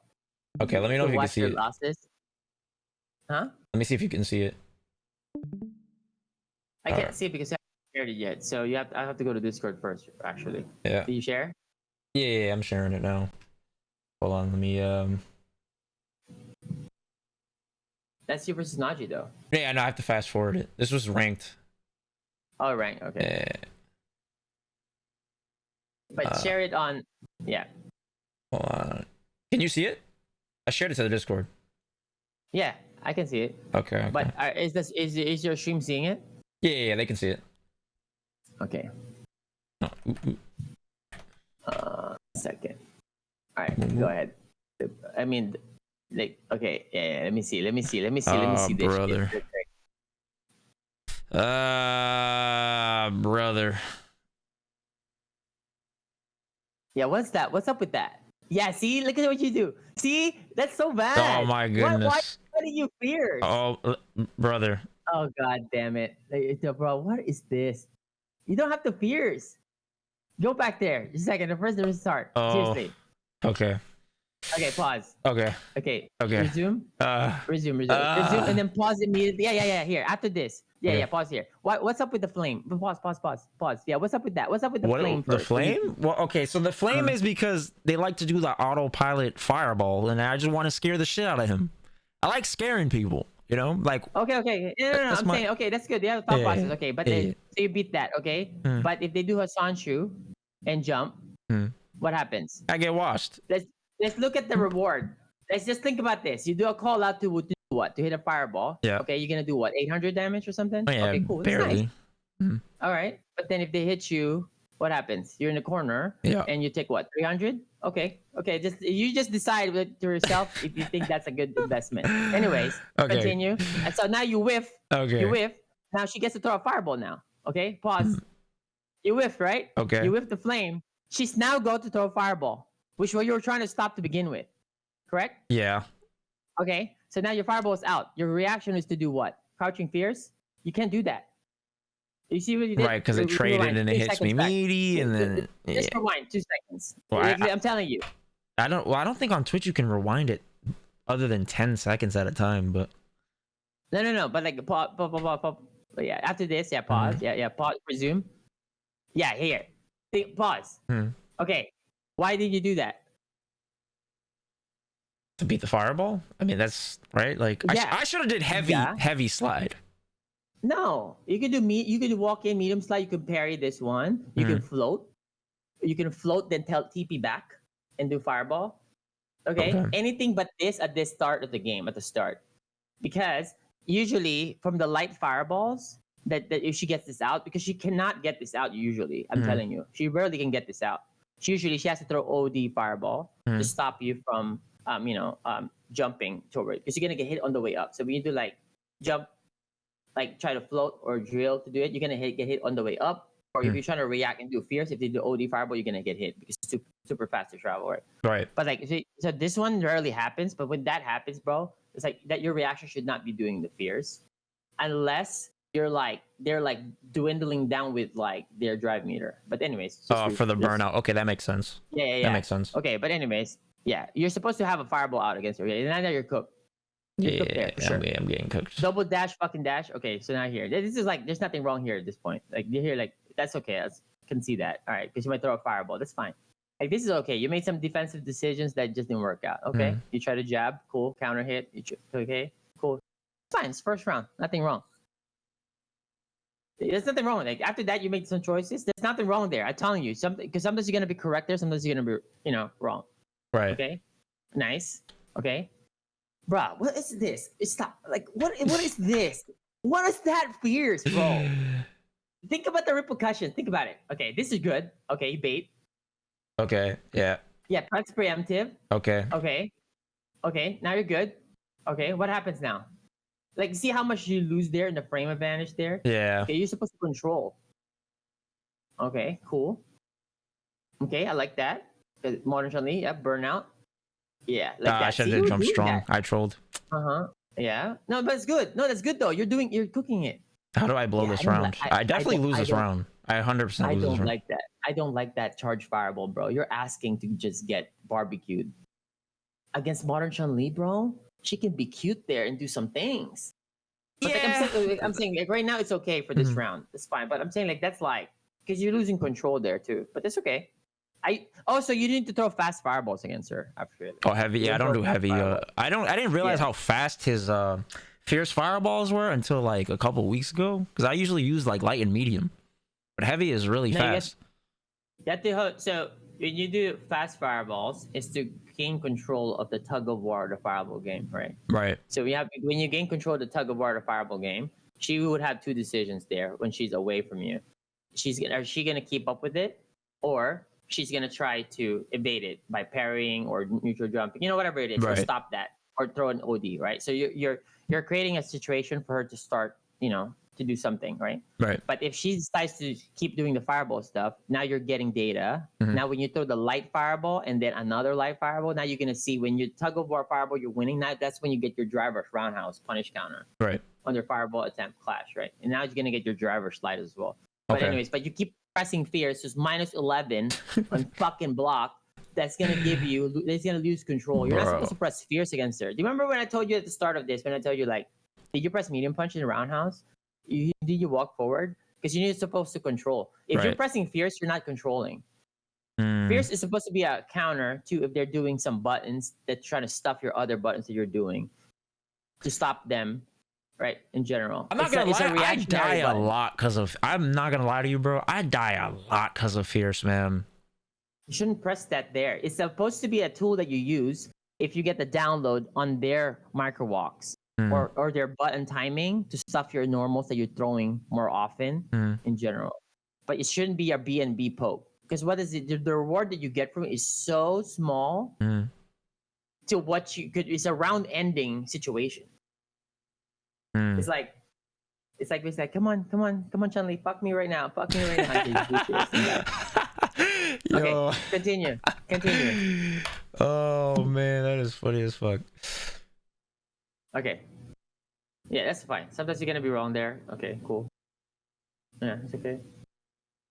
Yo, I don't like that goddamn backdash there too, man. Don't like. There's a high float too. You're good. You could jab there. I could have jabbed in between that. Yeah. No. Here. My space to you. Here. You go. Yeah, it's fine. Here. Go, resume. Okay, I'm gonna let him go. Resume. Right there, right? Yeah. See, pause. Since that move, so you're saying because you're burnt out, right? You're gonna be minus. Right. Is that what you're saying, right? No, you're not minus here at burnout because that move that she did got you to burnout. So the additional bonus frames doesn't apply yet until the next action. Oh, so even on multi-hitting moves? That counts as one. I'm serious. Maybe this one, but like I'm talking about that rule. You know what I'm saying? That rule. Like you try to jab. You know what I'm saying? Because that's the move that got you into burnout. The bonus frames is not part of that. No, actually, it doesn't matter if it's multi-hitting. I think because the frame advantage of this is the same. Yeah. So it's like, but like maybe it's weird for Chun, but like I'm saying in general, you should try to. See, if you got jabbed there, you would have hit her, actually. Yeah. For grab. And but then it's okay. I You fucking died. I guess I just died. You died there because you did two things, right? You did what? You did high floats. You did high float. You try to be cute against Chun. You die. You get Yep. up kick. You backdash also mid screen for no reason. Like okay, rewind like what? 8 seconds. 8, 1, 11. Yeah. Like, before, right here, like, right? Yeah. Not here. No, back. Here, It was right here, right? Yeah. No, here. Yeah. Okay, just continue this one. Okay, here. Yeah, that's fine. You do that. That's cool. You have a lot of life. Okay, cool. That. Yeah. Bro, what is that? What is that? What is that? What is that? I'm not gonna lie. That is 100% a Sagat habit because of repositioning for Fireball Trap, but I still do it with Dhalsim. It's like, so think about no. Every Dhalsim does this too, but like I'm saying, like I'm really aware of this. Like that's like I always tell myself to do this shit because you're trying to go to your comfort zone. But like what I'm saying is, you're actually not. It's not comfort zone because you're helping her. You go into the corner now, and then also when you backdash, that's like what 23 frames you wasted. Yeah, 23 frames, more space, so her modern shit is even better, right? Yeah. It's bad. So like that compounds and you just die. So anyways, continue. Okay. All right. Yeah, I don't know. I don't know what's up with that. Because you could have did the 2 HP that you did there, 2 HP. You could have even did DRC 2 HP if you want to. Like you did here, right? You did this, right? Okay. You can even slide here too. But like, okay, whatever. What is your best option for Hazanchu when you know it's coming? Float. And parry. Yeah, see, I trolled because I went too high on the float. Yeah, you can float or parry. Sure, you can do back medium kick. Sure, you could do those things. Yeah. There's a lot of mental stack. Because the thing was, in this moment, I was like double-minded because I was trying to punish the Hazanchu, but then I was like, well, what if she does a regular jump? And I know that you can like stand roundhouse it if you're like, you know, or jump roundhouse it rather, right? If you, but I was like, I just was not, I don't know. I think I was just trying to play not to lose in this small moment, and it kind of bled into the rest of the round. You know what I'm saying? Okay, so here, so go back like a few seconds. Okay, yeah, resume. Okay, pause. Pause. Okay, so here, right? So you backdash, just fine. Okay, let's take that. So now, after you backdash, you're thinking that he might Hazanchu because you can fireball after you backdash, right? Because you can fireball, he can Hazanchu, right? Right. Okay, so you should press medium punch because medium punch beats everything that she can do next. Because she doesn't have down charge. She doesn't have charge here because she, you know, since you backdash, you're walking forward or jumping, right? So you just press medium punch. So what that medium punch does, if he has Sanchus, you hit her. If you jump, you can block or parry. Really? So, yeah. Because her jump is that floaty? Yes. Okay. Okay, resume it. Medium punch. You're good. Bro. Yeah, medium punch, you're good. You recover already. The fact that you did crouching jab would be a whiff of like what, 16 frames? 17? 16. 16, yep. Oh, it's 17 because I think, isn't it stand jab? Oh, yeah, it is 16 because stand jab is 14. Yeah. So, like, do you even have time to back Fierce, which is another 14 frame starter that hit on like what, on the 15th frame? I don't know why I DRC'd this, bro. Oh my. Way. I know I was not playing up to standard when I don't hit confirm that. No, bro, that's not how you lost this.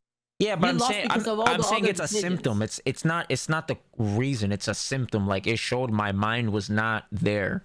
You're not there. Yeah, you know what I'm saying? No, totally. No, I agree. Yeah, sometimes you just not feeling it. Yeah, said that one, but it's okay. It's fine. This is one, a couple rounds. Yeah, I definitely try to jab there. I don't give a fuck. Damn it. Well, that's the only game. There's no fast forward. I went Jamie the second game. Wait, what? Yeah, I went Jamie. Bro, I was playing Jamie Sim.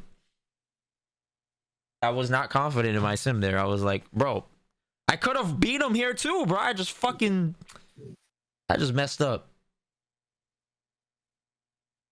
It's like think about it. You're already living in a townhome. You don't live in Beverly Hills, right? You don't have a Ferrari because you're not really playing JP or Ken. DJ, you know what I'm saying, Luke, you know, but you're living in a townhome. Your car is probably like a Tesla, you know, playing Dawson, you know. But now you go to the fucking slums, playing fucking Jamie versus Chun. You know, you go straight to the slums. You know, we went to Section 8 with this guy right here. I mean, maybe, you have a bike. But you know, food stamps are kind of nice. They free.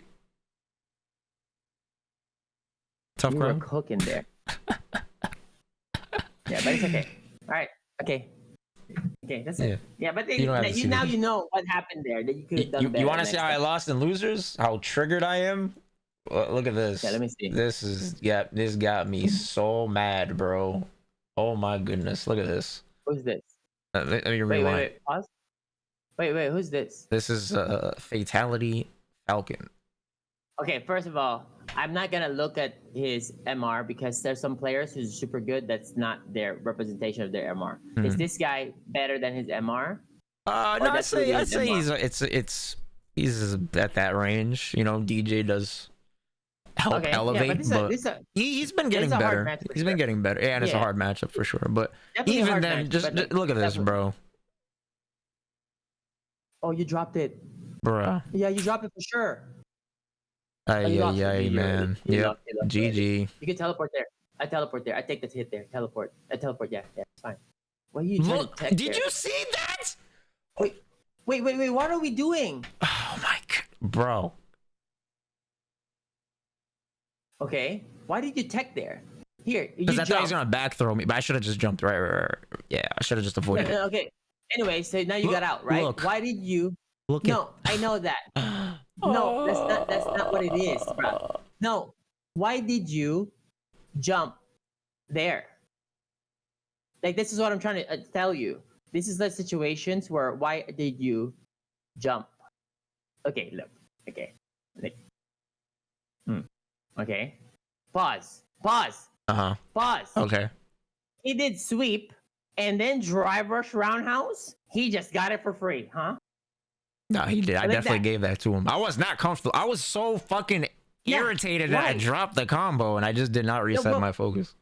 He did sweep, unblock, and then drive rush roundhouse. And it was just good. You're just chilling in the air. Why did you not check that?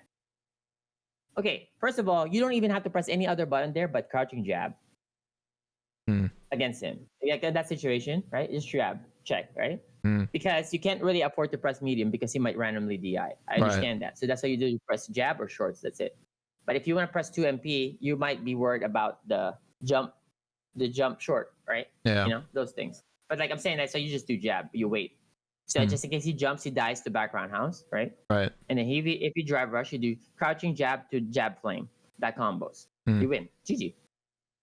But instead, you decide to be, you know, Aladdin and fly with your carpet, and you know, yeah. But I think like you won that already. The moment you got out of the corner, is GG already. There's no need for you to panic because he's panicking already. Yeah. He is panicking because you're out of the corner. The moment you get out of the corner and he has the one, because like that's his one AA away from dying. You don't AA here with back medium punch because it beats the purpose because you still have to hit him twice, right? Yeah. But if you AA with back roundhouse, you just win outright. Right, because of the damage, right? Yeah. So it's kind of like that. So you won already, but instead you triple panic. Now you died. Right? You're pretty straightforward, right? Yeah, it's pretty much. Everybody makes mistakes, but like I'm saying, like you know, but like that one is just as a tournament vet like yourself, you shouldn't be making those mistakes. I get very, very angry when shit that I feel like is. I don't understand why it feels like I always lose to some like X factor thing that it just doesn't, like the weirdest shit happens to me when I lose, man. And it gets me so angry because I think of my prior losses that remind me of that like anger. Sure. You know what I'm saying? So it's just like a recurring theme of mine lately. So the past like 3-4 weeks, bro, I've been super frustrated with the game. I'm not gonna lie to you. Because it just feels like ever since I came back from like DR, like the first week or two from that like Singapore, France, DR trek was like really cool and I was enjoying the game, but then it felt like all of my losses were starting to feel like the same losses in France, the same losses in Singapore, the same losses over 13 years of me playing, where it's just like something random happens and I don't understand why it happens, and then something strange happens again, and then I lose my focus and I get so frustrated I start fighting myself. That's not how it is, buddy. I have to save you.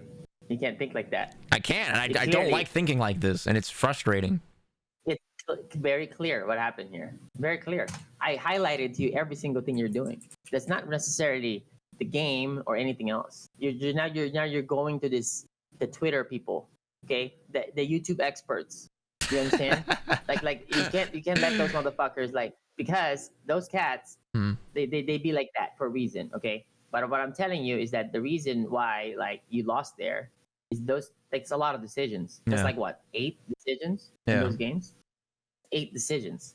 So you lost, and those are really simple. You lost in those games when you were favored 70-30, right? Because you made crucial bad choices. So but you could easily fix that. Just be aware of it. That's since you're pro, you're a vet. I only need to tell you what you did there, and just subconsciously you're gonna work on that already. Because you're aware already. Right. But you gotta know those things. Because that one is okay. I'm telling you this, Zaf. If there's anybody else who does this and they're not a vet, I'm like, oh, that's fine. Yeah, we can work on that next time. We could do this, right? That's fine. I would tell them that. But you should not be making mistakes like that. But you have something that I would be like, okay, I can also understand because you're playing Dalsim and this is your first time playing Dalsim. So you're gonna have some spots where you're uncomfortable. All right, makes sense. Way more uncomfortable, yeah, because you never played a character like this before. You played Sagat. Sure, there have some similarities in some areas, but Dalsim is a totally different character in most areas. So in some areas, some similarities to Sagat, sure, but most areas definitely its own. Yeah, he feels way harder, especially in those spaces where I'm backdashing. That was my comfort zone with Sagat, because I get the slow fireball trap established and stuff like that. So whenever I feel like I'm losing control, that's why I start doing it, because that's where I would dominate in 5. But I don't need to be there. Sim can win at both of the ranges, the one I'm at and the range that I backdash to, but I don't have to backdash because the range I'm already at, I can win at. I'm explaining why you do that. Why you did that? Because before, when you backdash with Sagat, you throw a fireball, you can still DP. So that decision was never wrong. You understand? That's never going to be wrong in any aspect, okay? But when you play a character with not a DP character, like Dalsim, you're not supposed to have a backup plan, AA, in the event that they do something on reaction, that you do something to their reaction to that, okay? You're supposed to establish control, then you react. It's a totally different mindset, okay? So when you play Sagat, you can backdash, you don't care, because you can throw fireball that establishes control, and whatever they do, you DP. It's 1-2 step, right? So both of them accomplishes whatever they do, because if you throw backdash throw shot, they jump DP for sure. Okay, right? But then if you do backdash throw shot, they don't jump, you just walk with it. You gain the ground that you lost by backdashing, so nothing happened. So it's a positive decision, whatever you do, right? But if you do Dalsim, you backdash, you lose already because you lost control. And now what you're gonna do? React to what? You overcompensate after that, which is primarily gonna be a wrong decision. It trust me, every single character has that own version. And that's I'd be studying those things all the time, It's I have to do that as a coach. But in general, that one. It's I'm coaching pro players, I have to be, if not more knowledgeable than them. In general. That makes sense. That has make me super smart in the game though. Because I have to study every character in a sense. I don't have to play those characters, but I need to understand it so I can help them. It's because I have to help them. Right. If they need help, so I like to help them. So, but I'm not necessarily let's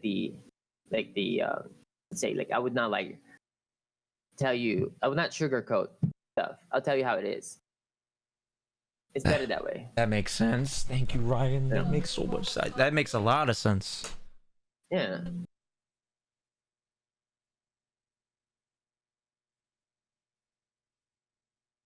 Okay, that makes a lot of sense. All right, so now we can move on to the next, I suppose, because that's all she wrote. What's that next? Wait. What happened to the other game before this? Oh gosh. Because this is 2-1. Oh gosh. You won the second game. He won the third game. Yeah, I went Jamie blundered. game 1, and then I went to Sim. Oh, Jesus Christ. Bro, when you play the Sim, you need more games, bruh.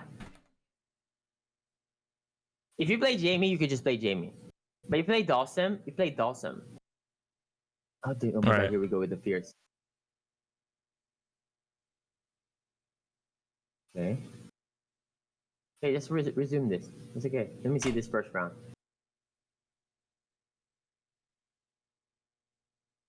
Yeah.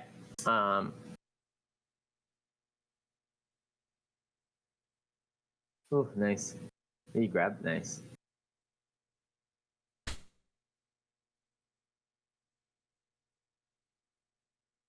No jump zone. I love that. Oh god, lost control already. Did you see that? Did you see that? What, the float? Zach. The float? No. Back. Yeah, or rewind. the fierce? Yeah. Look. Rewind. Okay. Pause here, right? Mm-hmm. Pause here. So you're cooking him. You won this round for sure, right? Like, okay. You're cooking him. Okay. So see, okay. Now resume. Okay, resume. I'll tell you to pause. All right. Okay. Cooking. Pause. No jump zones. You can't do shit. Right? Pause. Okay. There's a no jump zone. Okay. Now you fireball. You're plus what? 17, 16 here? Right? Yeah, roughly. For sure. Mm-hmm. Okay. So what do we do next? Fireball. Why do that? Why? We do fierce. And then jump, then fireball. Now the pressure is over. If you want to continue, you press roundhouse instead. So you can cancel to another fireball. You can do standing roundhouse, cancel to a float if you want to do that. So you keep control. Okay. The last time you start doing fierces, the moment you have a read on their micro walks. This is why that's what I'm saying. So when I coached this other dogs and was asking me, how do I land my fierces? I said my fierce needs to hit, not to be blocked. And they're like, how the fuck do you do that? Oh, you can. Like so when I did a few streams for that actually. When I'm gonna press fierce, I'm gonna call it. It's gonna get hit, like that. So you need to practice that. You need your fierce needs to hit, right?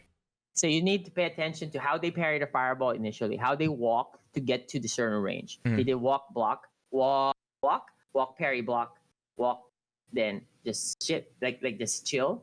Then you need to time your fierce, the active frames of it, to hit when they do that. So you need to time that within that. But you're gonna build that read based on how you're playing your neutral, and it creates many layers on that one. Yeah. But then when you're fighting a pro, when you hit them with a fierce, they would understand that you did it there. So now you have to add some fireballs there now. Change the timing like this. Like that's why I love playing high level, because they understand that too. And then I get to, play that little chess game with them. Right. But but like, I mean, that's like, bro, another fierce brother. That's your favorite normal. I swear to God, it's nothing wrong with that, but you got to use it like, you got to check. Right. Yeah, that's good. Guard brush. Yep, in there, baby. In there. Yep, in there. In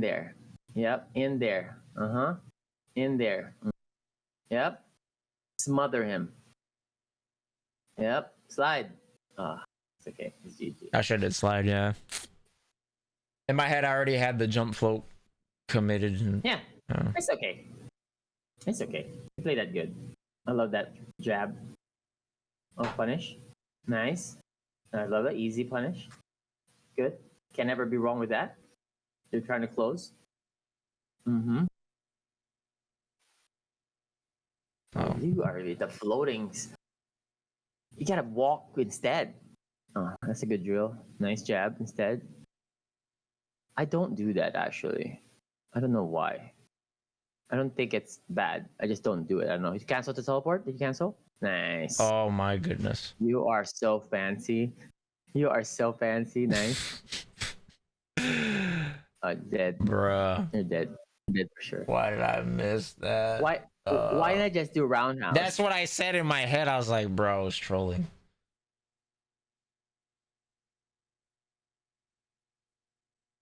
It's okay. Look. By the way, guys, the audience. this is our episode 0. Okay, we're gonna do way more of this every week. Okay. Yep. But since we call this episode 0, is because we want to get better at this.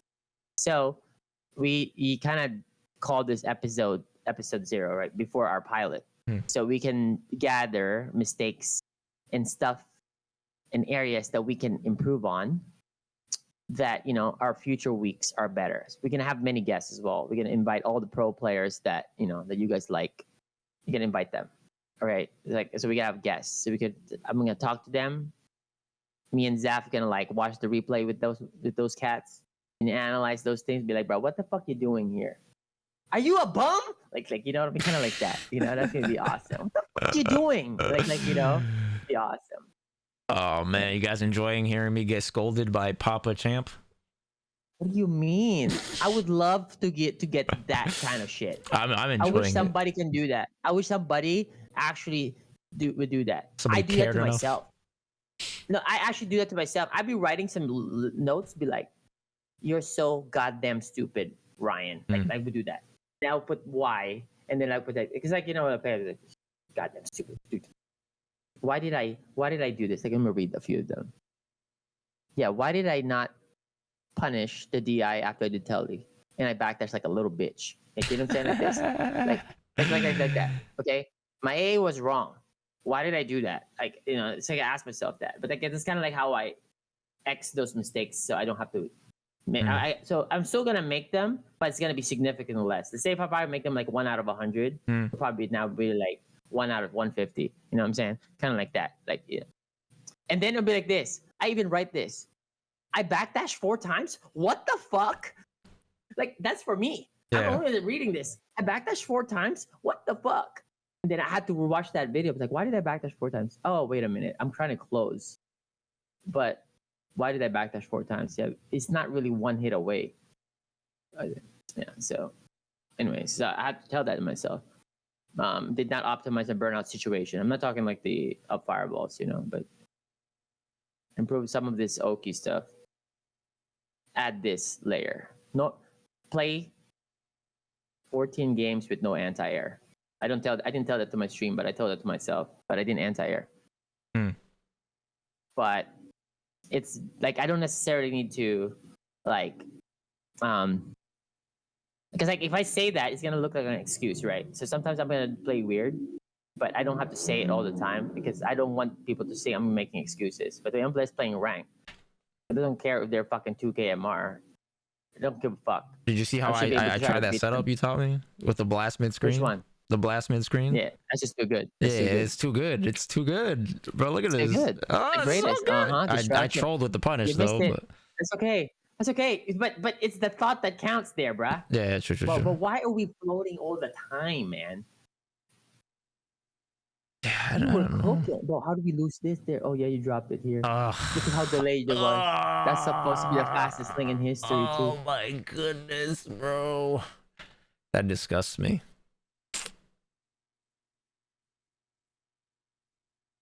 I should have just kept mashing backdash and just take the fucking confirm. Yeah, that's the ballsy ass fucking tech. Look at this. What was that fucking Aladdin fucking headbutt right there, bruh? That was and then I put it's like, Ryan, maybe start learning the Cammy matchup even more. Actually lab it, dude. When I talk to myself, in my chat, it's like that. It's obviously I know the matchup. I'm talking to the expert level. You know what I'm saying? To the level that I know matchups, right? Kind of instead of just me using my game IQ to save me, it shouldn't be it shouldn't be that way. It should just be I just know everything. Kind of, that's the goal all the time. Right. But yeah. Noted. I think so this is what I'm saying, guys. Look, it doesn't matter what character you play, because I definitely coach every single kind of character to many different players, regardless if they're pro, non-pro. Okay, so it doesn't matter what character you're playing. There's a template of decisions that what's supposed to be good and what's supposed to be bad, what's supposed to be not efficient, what's supposed to be not efficient, right? It's those things. There's a pretty good decision. there's an absolute optimal decision. Okay, there's like that. There's a bad decision. There's like, God damn, you made that mistake decision. Like they kind of like that. So there's levels to those things. So it doesn't matter what character you're playing, like because you could just literally look at a risk reward of something, and that one just like you see, like yeah. But when you watch a pro versus pro play, that is usually a lot different to analyze because there's mind games to different layers already. So you can't really use that template because at highest level, you use all different gears and styles. And then you use them sparingly, kind of like play, okay, this is my new buddy. I'm going to use this to you right now. Oh shit, it's not working. Let me switch this to my other style. 20 seconds in, kind of like that. That makes sense. But when you're fighting non-pros and Zap is a pro, these mistakes that he's making doesn't make sense because he's a pro. but because he's a tournament pro, he's super good. But then he still makes those mistakes. You know why, guys? Because he's playing goddamn Jamie. Damn. That's what it is. Like if he was playing JP, right, or fucking DJ or something, I'd be like, yeah, that's good shit, man. That's good. Like I'd be like, yeah, play that. Like every app, if a motherfucker switch to Jamie. Hey man, that's my boy. He's man cool. Like look, lose with style. Like, what I'm saying, if you're playing Dawson, you need more games, right? Yeah. Okay, you agree on that? I you need agree. more games because you're a counter character. Yeah. You're a counter character because Dawson's game is reactive. You're supposed to like play a certain game based on your opponent's style and tempo. The reason why I played Jamie was because of Cammy. So I was telling you about that. Remember last time we talked how I think Jamie is even with Cammy? But Jamie's good. Jamie's good enough. Like I feel that you can use him in some matchups that you feel that you sure struggle. But that against DJ, bro. I mean, I do. I usually do well against DJ with Jamie, even ending walkers. Okay. So that I was confident, and it's just you know, shit happens. Okay. How much tournament stage time does Jamie has? Oh, a lot. I've been playing him a lot for the past month. No. Tournament stage time. What do you mean tournament stage time? What do you mean, you know how in tournament, in bracket. Like stage time tournament. Like on a stream, like the main stage? No, like not like has to be the fucking top 8 kind of shit. But you know how like played some pros in a tournament. Yeah. That it was like super competitive. Yeah, I beat Dual Kevin's Luke in fucking bracket. I've beaten who else have I beaten with Jamie? Space Boy with Jamie. Okay. I've beaten. All right. Okay. Cool. So how much experience do you have with Jamie and how much experience do you have with Dawson? Obviously, it's gonna be weird, right? Obviously, it's gonna be way more on the Dawson side, right? Okay. Cool. That's fine.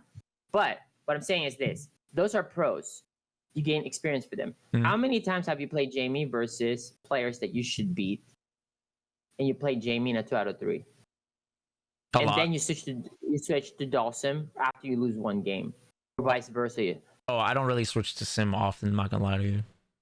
Yeah, so that's like a very weird scenario, very new situation for you, for your body, for your mind to like get acclimated to. Because usually, if you say I'm going to play Dawson, then sure you play. But if you want to play Jamie, go play Jamie. But like stick to it, so at least you have time to adapt. Because you are a better player than your person you lost to. You should be adapt better, regardless of whatever character you're playing, right? Yeah. Should be favored. But then when you switch another character, it goes to reset again, and he's up 1. So like kind of like that. Like, but you know, it's like it's up to you. But that's what I'm saying. So my whole reason for it was mainly for the Cammy thing, but then simultaneously, what I realized was playing Sim and playing Sagat. Like I felt like my footsie's kind of atrophied. So I was gaining a lot of that back, that comfort of being in that close proximity. So when I went back to Sim, I actually got better in that up close engagement. I didn't show it there, but I'm way more comfortable than before because Jamie is forced to like, I can't like fight from far. I have to engage, you know? So I got a lot more reps under that, and then I got a lot more comfortable with Sim in those ranges. So it definitely helped me out. I benefited in more than one way, not just from like him covering Cammy, but also from skill set wise, from me getting those reps of being in those ranges that otherwise I could easily like neglect, you know, because I could destroy somebody and just never even be in that range at all in a 2 out of 3, you know. But if I'm gonna win with Jamie, I have to be under that pressure of that situation in order to win. Totally. You know, All the time. Yeah, totally. So I agree.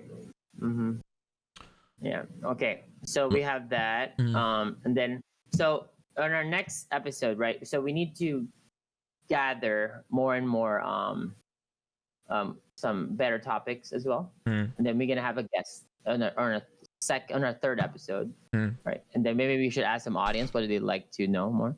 Yeah. You know, what do they have any suggestions for the topic? Maybe ask the Discord as well on that one. Maybe we could do like a social media questionnaire type thing, like ask any questions in a thread and we'll get to them. You know. Yeah, totally. And then also, lastly, we should talk about the current state of the game. Because everybody is asking me about these things. So it's like, you know what? Maybe we should talk about that. What do you think? Let's talk about it. Let's talk. So, the current state of the game. What is the current state of the game? It's not just drive rush. I hope. So you tell me. What do you know? Your perspective. I value your perspective, and we should always have different perspectives, and we can always agree to disagree. You know what I'm saying? That's what friends are for. So, like I'm saying, you got different opinions, and that's okay. So what do you feel is the state of the game from your perspective? So I think that the characters, I think it's an engine based game, right? Like you can win with more characters just because of how strong the system is. So I think starting from the system and then going to character exploration is the most important thing. And so I think the characters that dominate are the ones that absolutely abuse the engine better than the other characters. So for example, JP is the first character I think of. Why? Because he can abuse drive chip. He can dish out a lot of damage, right? His level 1, 2, and 3 all have great utility, right? The fact that he has 3 amazing supers is he's already like ahead of the pack. Okay. And then in terms of functionality of his like buttons, we don't even have to talk about that, Cat. We just know that's given. Yeah. So that's just like my reason. Like he's my template, right? Of like how I would look at what is at the front, right? Like what is leading the pack, and he's that. Yeah, that's a perfect character for sure. He can engage characters that can engage, but also have an easier time circumventing the aggression of the game are the characters that are the best in my opinion. So who would that be? JP, Luke, Chun, Ken,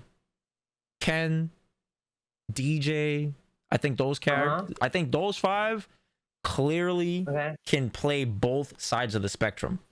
They can play. Even Gal can do that too. Yeah, Gal also, right? So Gal is interchangeable. You can put him up, switch him with DJ if you want. I think DJ, I would put him there instead. Better. Yeah, I would put him there instead because the interactions are not intuitive like a Guile. Sure. So it's very awkward. You know, like things that you would think would work because of sway and the risk reward of sway, it just kind of throws you for a loop.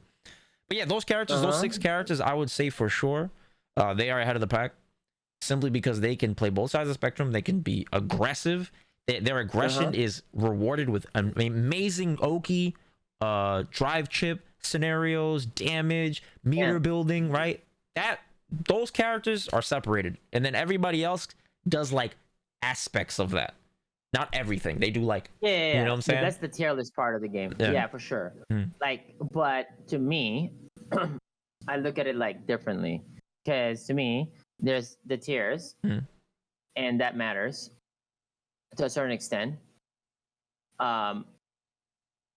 Okay, so you know how like there's the list of characters that are already qualified, and there's like obviously Luke, Ken, you know. It's like 45 Lukes and 96 JP.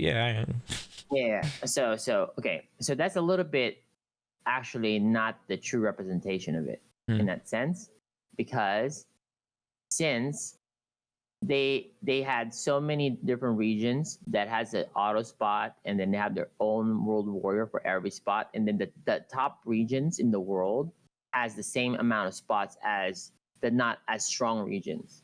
So you know, like how Japan has 2 spots, bro. It could be insane. They got like legit 70% of the top 500 are in Japan. 70%. The 30% is being shared around the world, the entire world. You understand? Like they have 2 spots. That's insane. Okay, so imagine if it was like the other, like kind of like the Capcom Cups before. Mind you, I like the World Warrior. I think it should be there for every region, but I think there should just be more offline events, anyways. Agreed. And it should be point system. So the region shouldn't be capped to attending every other event. even the CPT online of like whatever region it is. You go there, bring your laptop, fucking go play. It's all good. But like the World Warrior, make that exclusive for that region.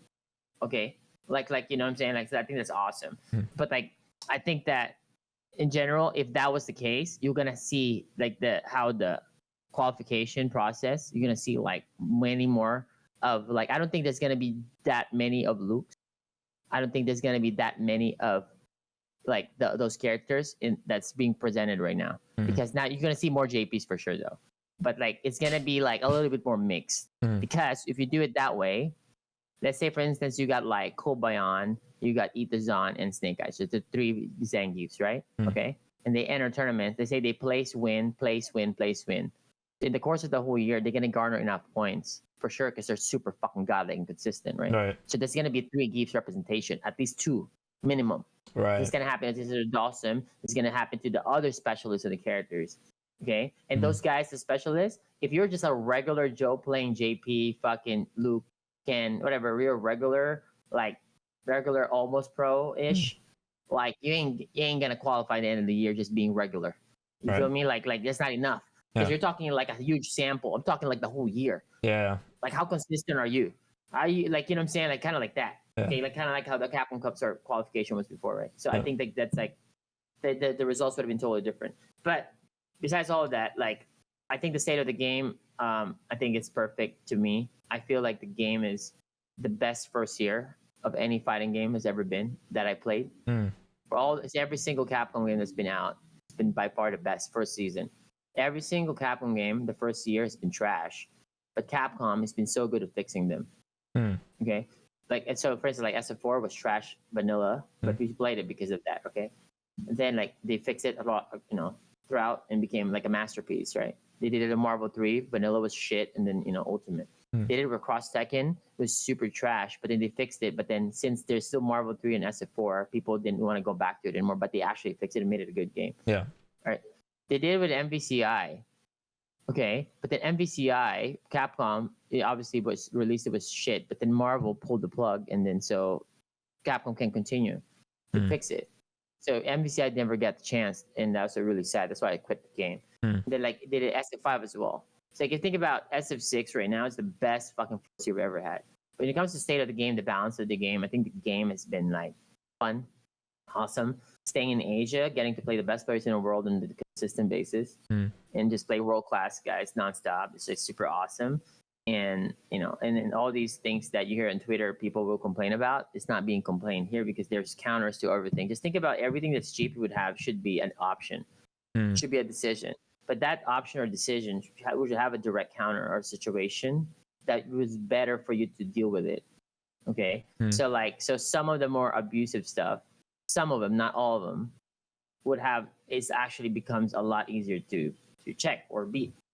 So it becomes like there's a lot more expression in the game as well. The game is more fluid. It doesn't feel very stagnant. I don't really feel like any but like I know the game's only gonna get better. Street Fighter 5 was like what 7 years. Yeah. In a bad launch, bro. 2016 to 2023. Yeah, this is on a good launch. This is a good launch, bro. This is at least 7 years. This is a good launch. We just sold 3 million copies. Is that the fastest for any Street Fighter? It's like obviously excluding arcade sales from 2 and stuff like that. I'm not sure, but it's definitely up there. I'm not sure. I don't know the numbers, but I'm saying like when it comes to the success of the game, it's fucking goddamn. We also won the fighting game of the year, right, or something. Yeah. I think 3 million in 7 months is pretty good for a fighting game. It's not like it's a AAA title. Yeah. It's a AAA fighting game. Is fucking awesome. I love it. So I have no complaint for our first season. You gotta understand when Street Fighter 5 was out, the first season of that, guys, we have to deal with 8.5 frames of input lag. Okay, we have to deal with actual stutter in the game, an actual stutter. Like motherfuckers would just start shaking and shit. I don't know if you guys remember these things in season 1. Okay. Not only that, the dashes in that game are 15, 16, 17 frames, bro. You didn't get the top 10 dash with an 8-frame fucking input lag, okay? With throw loops and all the nonsense. The damage was super high, and there's dizzy as well. Do you understand this? So we had to deal with all this nonsense before. Okay, like but like they made it better every single year. So I'm saying like especially this game, I know that it looks really lopsided. Like for some people, they only to mention the top 4 or 5. But if you think about it, 12 characters actually been doing well in tournaments. Mm. Okay, like if you look at the Capcom, I mean the characters that has qualified for Capcom Cup, right? And then you got these cats. Like how many of each is qualified? And let's just use that as a basic like chart, whatever stats. Like and if we look at the tournaments in general, like obviously Luke's performs really well. There's like 11 there. There's Kens, the DJs for sure. Jury, for sure. There's a lot of them, right? And Jury's always placed. Actually, Jury just got second in this other big event in China as well. And then there's 5 juries in Capcom Cup, right? Then there's Chun Li's super consistent. Doesn't really win, but it's super consistent. Guile or JP for sure. You know, like there's the amount JP, and there's just the same amount of Dawson's. And Dawson's actually doing well in tournaments. Like I don't know how many weeklies I've won in fucking Asia. I even won the fucking Asia finals here. And how many fucking, you know what I'm saying? So many tournaments in Asia. So what I'm saying is, like when it comes to like Mr. Crimson's cooking, you know what I mean? So it's like in general, Dawson's doing good, and then you have Cammy's, Rashid, Blanca, Marissa. Those guys are cooking too. Okay, the only characters like now you can sprinkle some Ryu's there now here and there doing good. Yeah, okay, but then they're not really that. But you could put them Zangiefs and Ryu there, sure, whatever. But then the only characters that are really sorry because they ain't gonna do shit in tournament. It's fucking Kimberly, Honda, Lily, Aki, Jamie, and Manon. Those 6. So that means out of the 20 characters, 14 of those cats are in there. They have 70%, bro. That's a pretty good game. For a season that is a grand slam, bro. That's fair. You can even put Kimberly in there because I mean, look at Jachi. What's his name? Jachi, I think in Japan. Yeah, he got top 8. Definitely not a bad. Right? Definitely not a bad character. Oniki won World Warrior with Kimberly. Like, yeah, she. So you can even say higher than 70%. So. Yeah. Damn. No. That's perspective. JP, no. The jockey was playing Kimberly, but during the rough times, Homeboy was busting out JP instead. To clean it up. I mean, but still, right? Okay. Like, I would still count. I agree. Yeah. So that counts. Yeah, that counts. So what I'm saying is like, okay, like that makes them even better if you think about that. Now instead of 6, now with 5. You know what I mean? Like that's just too good. It's such a grand slam of a fucking fighting game for the first season. That is perspective. That is definitely some good perspective. For sure.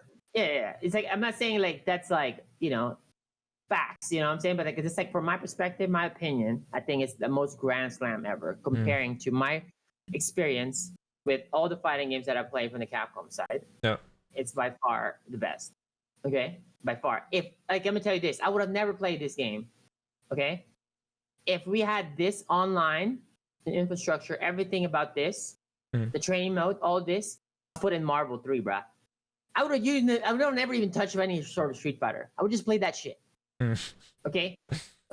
But like that game had such a shitty training mode, shitty online, it's not playable, nothing online related. Now they're doing stupid parsec, expecting me to enter them stupid shit. I ain't never gonna enter that. Fucking parsec and shit. What the fuck? Play 200, MS, fucking Marvel 3? Bro, stop with that. Like actually, MVCI online was really good though. I like MVCI. That was the start of the good rollback for Capcom games, right? Wasn't it MVCI? Huh? MVCI was the start of good rollback for Capcom games, right? I think it was the first one. It was actually slightly upgraded version of SF5. Okay. The reason why we didn't really feel the stutterness and the bad part of it is because the player base was super low compared to SF5. Oh. SF5 was overlapped. Yeah, I'm telling you this. I'm telling you this shit. From the real shit, somebody was there on the inside, dude. I know what happened to that shit. I know Capcom wanted to.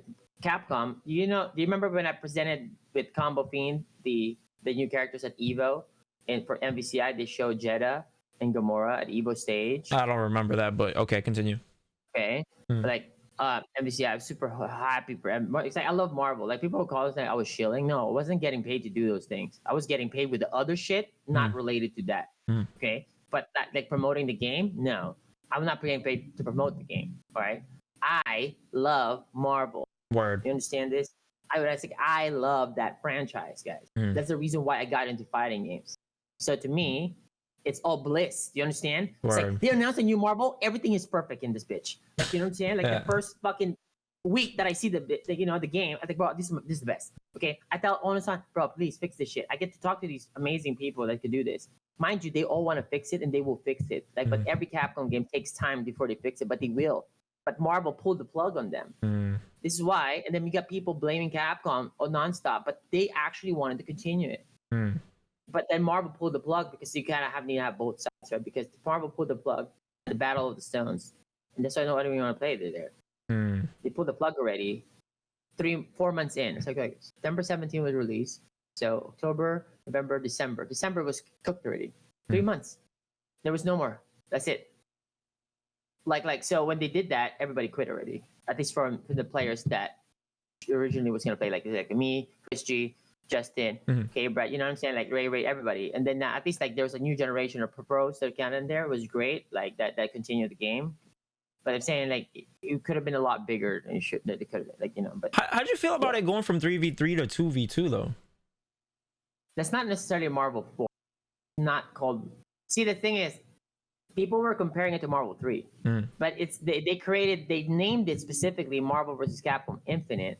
So it's an actual, like, what do you call this? What do you call that? That word where it's like standalone. Like this, huh? Is it standalone? Like a. It's its own. It's not a spin-off. Thank you, Chaos. Okay. It's a spin-off.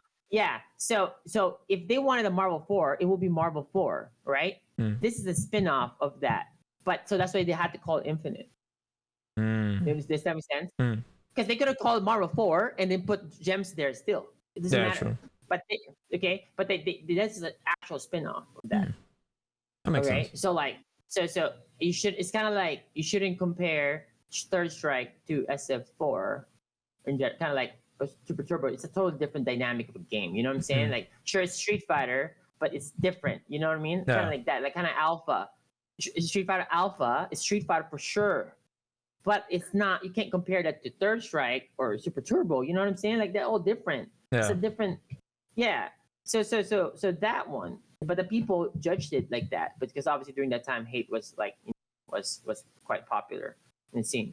Now it's been like many years, so I can talk about it. But like you know, I was devastated to that one, dude, because I absolutely love Marvel games.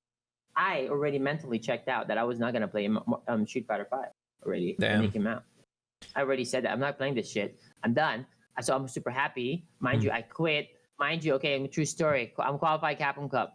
I just need to attend 2 events. I didn't attend then, and then I forfeited. Gave the spot to fucking Gustavo. Lost 1 spot, 1 point in. Got it. I don't give a fuck, bro. I'm already in Capcom Cup and Marvel. I don't need that shit. I don't want to play this shit. You understand that? True story. True story. I don't want to fucking play that. Okay? I didn't know that. Qualifying Capcom Cup is free, right? I just go and fucking qualify. I'm gonna get 16 towers. Doesn't matter. I want to play Marvel. I love Marvel compared to how much I love Street Fighter. It's so it's like fucking like night and day. Right? I love Street Fighter. It's my second game, but it's not my main game. It just happens that I'm good at it, but it's not my favorite. You know what I mean? It's not my favorite game, but it's there. Like, I'll just play it. Right now, it's my favorite because it's the only game that I can play. But like in general, like that, love it. Like, sure. But like it's it's never gonna give me the same feel that I have in Marvel games, because like in Marvel games, you talk about these options that we're talking about, or like in Street Fighter, these branches that we create in situations. Like in Marvel, that's not the case. It's like, let's say we have a decision in Street Fighter that would be like the best optimal decision, good decision. Okay, bad decision. Fuck my life, you did that mistake. Okay, we have that. Let's say 5 kinds of decisions, right? In Marvel 3, there will be like 50 decisions. All right. Within those 50, there's going to be like maybe 20 that's pretty good. Okay. 10 is so. What the fuck? And then you're going to be like, bro, just get the fuck out. Stop playing the game. Okay. There's the layers. And then there's optimal decisions, probably like 3 of them. And then the best players in the world will always pick those 3 out of the 50. So there's a bigger pool of decision tree. Right? Wow. But then in this game, it's shorter.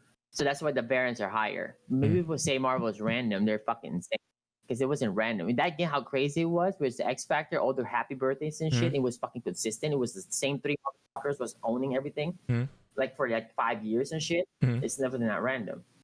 That's like true. So I'm saying because you have more decisions, so there's more play. But sure, visually it looks more crazy, but it's controlled. But But I guess in Street Fighter, it's super super consistent. But I'm saying but I never called Street Fighter random. But like I'm saying, but to call Marvel randoms, definitely somebody doesn't know what the fuck you're talking about. How do you find control in the chaos, Ryan? That seems like with you, that is something I think you are so good at. When I watch you play, no matter what game I watch, you just have some weird control in the storm. What do you mean control the chaos? I think that's part of the game, right? So that the skill in fighting games is controlling the variance in the chaos. That's one important attribute of a skill that you need to develop as a player of any level, right? Because if you're not able to control chaos or be stable in those rainy, situations, then you're never going to be consistent and stable enough to consistently place or have a higher win rate, right? So in general, so you say, how do you find your way to be calm in these spots? That should be default that you should be working on, because the more you're more stable in those, the better your results or your win rate will be, right? So that just be automatic as something you worked on. So like what we saw earlier with your videos, right? Those things does not make you stable by doing those things, right? Right. The jumping, the backdash, those. The stand Imagine fierce. you remove those. Imagine you remove those three, like not all the way. So now let's say you're doing them like 40%, you make them fucking 10%. Let's say. Do you imagine your win rate would be and how expanded your brain would be? Just now you're gonna do other stuff that now you'll see more situations. Right. Like just think about that. Straight up. Let's do that. Like that's insane already. So like so I don't have to try to control the chaos because it's just part of the game. You just play the game straight as it is. Yeah. Like so you don't really then there's players who's gonna go desperate. They're gonna take some risk. Yeah, you guys account for that. The risk management. So it's just one big math equation. That makes sense, man. Because like those moments are basically my form of trying to control the chaos. Like when I respond like that, when I'm doing those risky things, is because it's a form of panic. It's a subtle form of panic. Like it could look like I'm being deliberate, but in reality, the real control was the stuff leading up to it. Like you said, when I was doing fireball, stand medium, right? And so that makes a lot of sense. Like that if I were to reduce that percentage of taking this decision tree, right? If I cut this branch off, my stability would increase 100%. 100%. Yeah. Because your default template decision tree is so high level already. So like you just cut down the other bullshit. Automatic, you don't have to even try. So imagine this. You wake up today, be like, okay, I'm gonna go play it. I'm gonna just make sure I'm gonna write this down, put this shit on my notepad. Backdash less. Okay? Don't do these things. Boom, boom, boom, boom, boom, right? No more less fierces, backdash less, right? You just do those two things. And control. Walk forward. You just put those three. Okay? So you have that in mind. So you just play the game normal as Zaf would. But you just make sure you just do those things. Those two things that we talked about. If your win rate don't go up, bro, not immediately, because you're gonna get introduced to new situations that you have to get acclimated. Right. But as long as those base numbers that we talked about is fixed, right? You actually follow that. There's no way that you don't improve. There's absolutely no way. The win rate goes up there. Yeah, for sure. Because that's what actually kills you. Yeah, it kills me 100%. When I was in Singapore and I played NL, that was the first time I noticed that was a problem, but I couldn't like figure out what it was.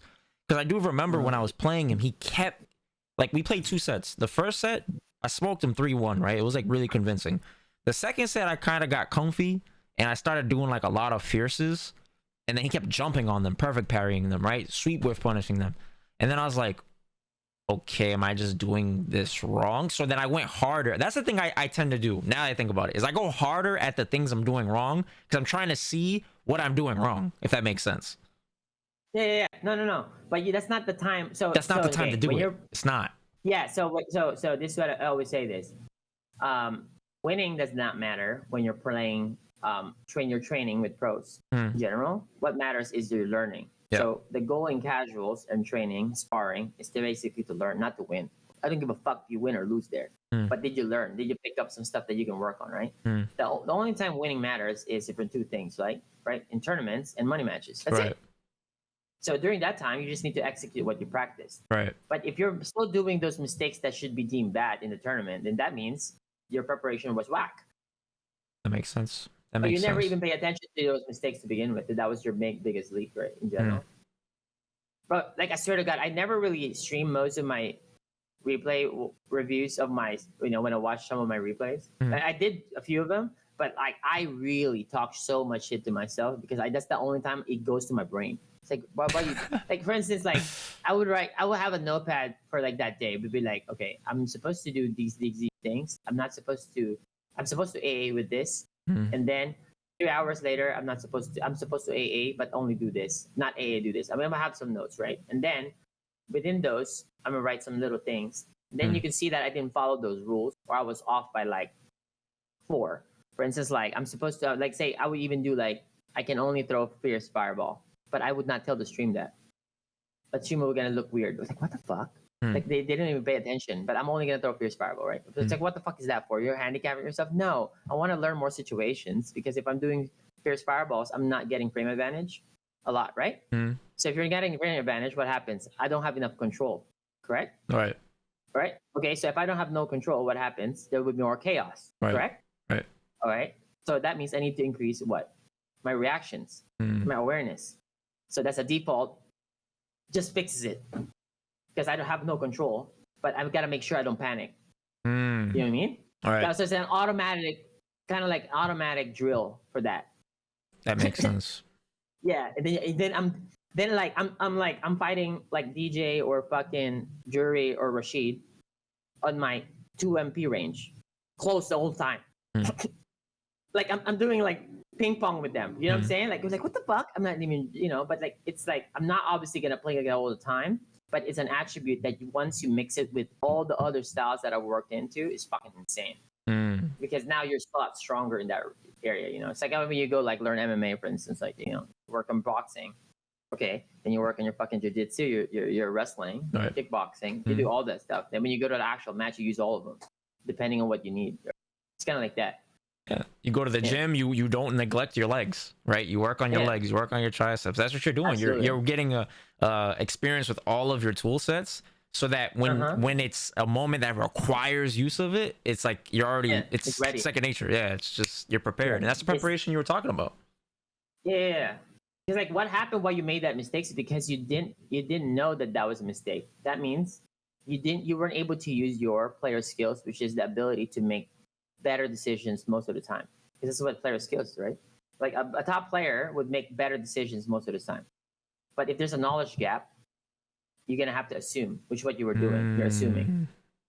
So that means you at that point you're not even using player skills there, or you're one of your attributes, because that you're just assuming because you're not aware, you're not familiar, you don't have knowledge. So you need knowledge so you can use your skills. If you use talent, for sure, like you use talent, definitely. I can wing up some matchups, and like I would not really that in the lab. Sure, I can use talent, but like, bro, that can only get you so. Like in general, you need to be aware for every scenario and actually know the answer. With what happened to you earlier, you didn't know because you just go automatic. So if you don't know, seems like you go to your comfort zone. Zone, you want to be So you just need not. If you know that, it's GG already. That is very interesting. And then, of course, like you said, like awareness is the first step, right? And then it's a matter of getting the reps. Then eventually, it's second nature. But you got to be patient with yourself. See, that's the thing, is I tend to not be patient with myself. I'm not gonna lie. I'd be like, I will stick to stuff that's really difficult, but I'm persistent more than I am patient. You know what I'm saying? That's me. Yeah, I mean, you're supposed to be patient because, like, bro, imagine you talk about going to the gym, right? Okay, you go to the gym. Let's say you go to the gym every day, working out for two workouts, 2 hours every day. Do you think you get some definition, some results after 3 days, 4 days, 5 days? You don't see that shit. But after 1 month, that shit just booms. Well, I'm a superior genetic freak, so I see it in 30 seconds. But I'm just different. You know what I'm saying? You know what I'm talking about, right? Same thing here. Same shit. Yeah. Same shit. You can't be like too impatient about that. That's like I was telling people, the amount of stuff that I know, I can only use by 40-50% of it. I'm so annoyed. Okay. Like that. But when I'm fucking on, bro, I can kind of like tap into like maybe 60 or 60%. And then you're just cooking people, and you get like some streaks, some pros. It's the best because you're on. Yeah. I hope that I'm excited for next week. It's gonna be our first episode. Today's episode 0. We want to improve our overlay. We want to improve our chat. We're gonna have some guests. We're gonna have some better topics. Yeah. We're gonna have some stuff that maybe watch some replays of the pros that we invited and ask them what do they think, so we can go ahead and analyze and break it down as well. So ask the people what they would like to see next week as well. Yeah, for sure. This is just like to get a feel for it. Me and Ryan this is our 3rd time chatting on stream, and it's been a banger after banger. People enjoyed the first 2 so much, so they just kept asking, and we just gave the people what they wanted. And I feel comfortable. I Ryan gets to be himself, I get to be myself, so it's like it's cool because we balance each other out. You know what I'm saying? It's pretty dope. Yeah, totally. So yeah, like I will be wrong. I mean, not right all the time, right? I'll be wrong. And I need you to call. I told you that, right? Call me out. Tell me if I'm fucking up, bro. I like the people that I'm around with. They fucking tell me, bro, you stop fucking up. Stop doing this shit. Regardless of anything in life, game, doesn't matter. Tell me. Okay, if I have a booger in my face, tell me. Right. You know what I'm saying? Like, tell me. I don't give a fuck. Tell me. Right. Kind of like that. Straight up, that's what it is. No BS. There's people that care about you. They're the ones that like actually think about you. They don't think about themselves. Yeah. Yeah. 100%. That makes sense. Because I'm gonna be wrong. Because I can't have this mindset if I'm gonna have ego when it comes to learning. I would have ego when I want to win in a tournament for sure. I would be confident. I would look like super arrogant, but I'm just confident because I worked my ass off. But like when it comes to learning and improving yourself, you should throw ego out the window. How do you do that? How do you balance that, bro? That is my biggest challenge. That's a different topic, though. It's 2 different things. This is why I told you when sparring and training. What's the goal? What's the goal? Sparring and learn, right? Right. Okay. All right. Then your other area is what? Is to win, which is what? Money match and tournaments. Okay, so it's 2 different things. True. So that means you could add ego, confidence in that one. Here, you should not have ego, right? How do you store it away though? That's the thing. Is I don't know how to like just put it away. It sneaks up. It's a different bro. topic. It sneaks in. That shit is a bitch. It just fucking sneaks in. That means you're not following the template of the first one. It gets what? You agree with the rule, right? Okay, yeah, I do agree. That makes sense. I do. Okay, all right, but then how come you're having some emotional feelings about it? Mind you, you're allowed to be salty if you got destroyed in a set or training for like 10-20 seconds. After that, you need to snap back out of it because you don't want to forget what you could potentially learn or okay, that makes sense. That makes sense. That is what I allowed to do. Okay. I thought you were talking about like you eliminated it entirely. No, you're supposed to. You're human. You're gonna you have some emotions, but after that, you have to snap back to reality immediately because you don't want to forget all the potential lessons that you could have acquired in that session that you lost. Okay, that's how it is. That is beautiful. That is really good. Like you know what I'm saying? Like you can't. It's 2 different things. Like it's 2 different things. So it's not necessarily like I'm saying, how do I separate? It's already been separated from the gate. We have an understanding. What do you mean? I'm not. It's like that doesn't make. I don't think that's any special. I think like to have that distinction, like But if somebody let's say for instance, like this happened, like in the gaming house, FGTV. Somebody there, I think it could do a lot of casuals for fun. Marvel, but everybody talk shit. Everybody, that's normal. It's part of the culture of that community. Okay, everybody talking shit, and that's fucking standard. Okay, the standard heckling standard. It's not like Street Fighter community. Okay, it's so different. Right. So like, when you got motherfuckers like legit like nonstop talking shit, I'd be taking them shits personal, even though they're like, because like, oh, let's do a set right now. I'm gonna fuck you up. Okay, you little bitch. Like they be doing this to me. Okay. So I'd be taking it personal, but not personal like like that level, but like still, I'm gonna use it as a fuel to fuck him up so hard so I can pop off even more. You understand? Yeah. That's the motivation. But I didn't use that to get like emotional. So I'd start you doing emotional things because like the more you become more emotional in the game, you become less logical and less logical, you start feeling more, and then you start making more mistakes because you're just feeling. I'm assuming, right? In general, assuming is bad. Yeah. But if you're more logical, you actually have a reasoning for all your actions, then it's better. You're more consistent. So, but I don't think it's hard to separate them at all. It's just probably if you don't follow the structure, then yeah, it's gonna be hard. But if you know already, it's good. It's easy. Yeah, I think it's just a lapse in my focus that causes me to do that sometimes. Honestly, because you lose sight. That's the only reason. Because I know I understand it, I believe it, right? But the issue is just lack of discipline, focus. Your focus just keep slips. Telling that. Yeah. Keep telling that to yourself. Yeah. That's enough. That's enough. Right. Yeah, as long as you're aware of it. Like, okay, right, let's say right now you're like 50-50. Okay, you keep telling that yourself, be aware of it. The next time that happens, you get the salt after you get destroyed. And not in tournament is fine, but I'm talking like sessions, right? And you got bodied, whatever. Like maybe next time you'll be like 48%, then 47, and so on. Don't expect big jumps. Just little, yeah. Right. But the key is consistency. That's it. Yeah, that's number one, I swear. Availability. I guess you say that in basketball, actually. Availability is the best ability. Pretty cool, actually. That's bars. Yeah, that's not for me. I heard that from basketball. But that's really, really, wow, that resonates a lot. Holy shit. Yeah, because you're not available if you're not being consistent. You've shut yourself off from doing the thing that you're supposed to be doing. Availability, yeah. That is damn. Availability. Like, I actually had a couple coaching sessions today I'm supposed to do, but I messaged them that I don't want to rush it because we have a podcast, and it's running close into the time, right? And I still got to hit up a few more too later today, but like I don't want to rush ever like my coaching session. I'm telling you how serious I take my coaching sessions with these people. Like I have to make sure it's fucking goddamn perfect. Like I have to make sure it's fucking perfect. Like, because if I'm like feeling rushed or feeling like, oh man, I'm running out of time, I'm not focused. Like I'm just like coasting, autopiloting, trying to teach somebody. It's not good. It's not. They're not. It's not good. So I need to make it perfect like that because, I just can't do it. So high standards. I value people's time too, so I don't play around with that. You know what I'm saying? Like, if somebody invests in you, it's not just money, it's time, and you can never get your time back. You know what I'm saying? Yeah. You know how much time I would love to spend with my loved ones that have passed away. You know what I'm saying? I don't get that chance. Like time is invaluable. And if somebody invests their time into you, I have no choice but to take it serious. Speaking of that, bro, I lost my the most important person in my life, my grandma. I was in obviously my grandma raised me.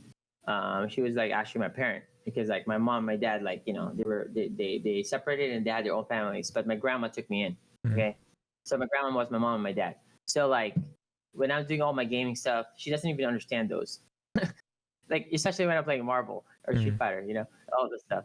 But like I was in a tournament. I went to Texas, like absolute battle. And then I went to Texas. She went to the hospital the first day I got there. I was like, oh my God, everybody's calling me, my family. My grandma passed away right before my top 8. I was crying in the stage and I have to play.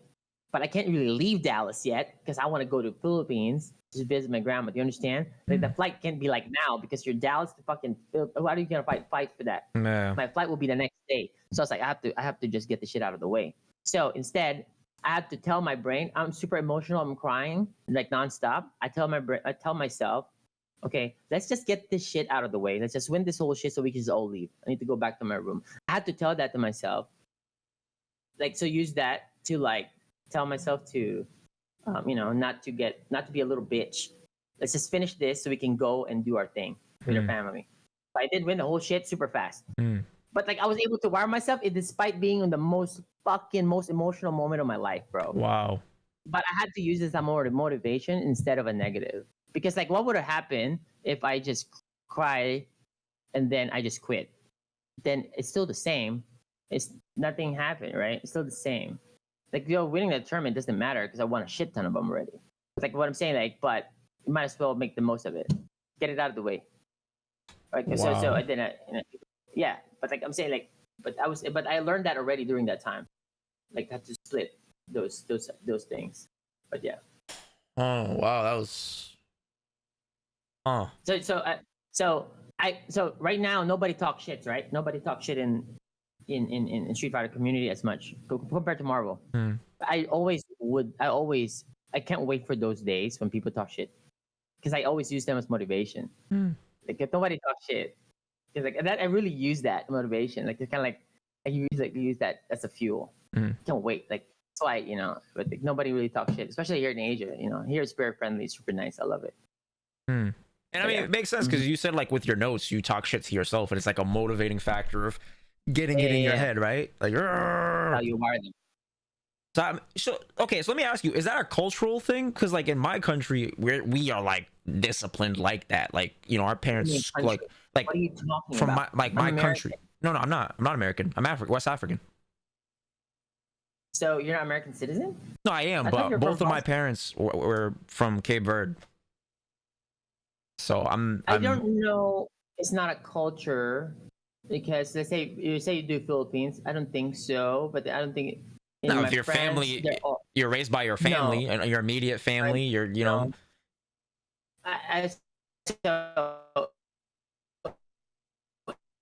Wait, hold on. You're breaking up. Hold on. You're breaking up. Hold on. All right, go ahead.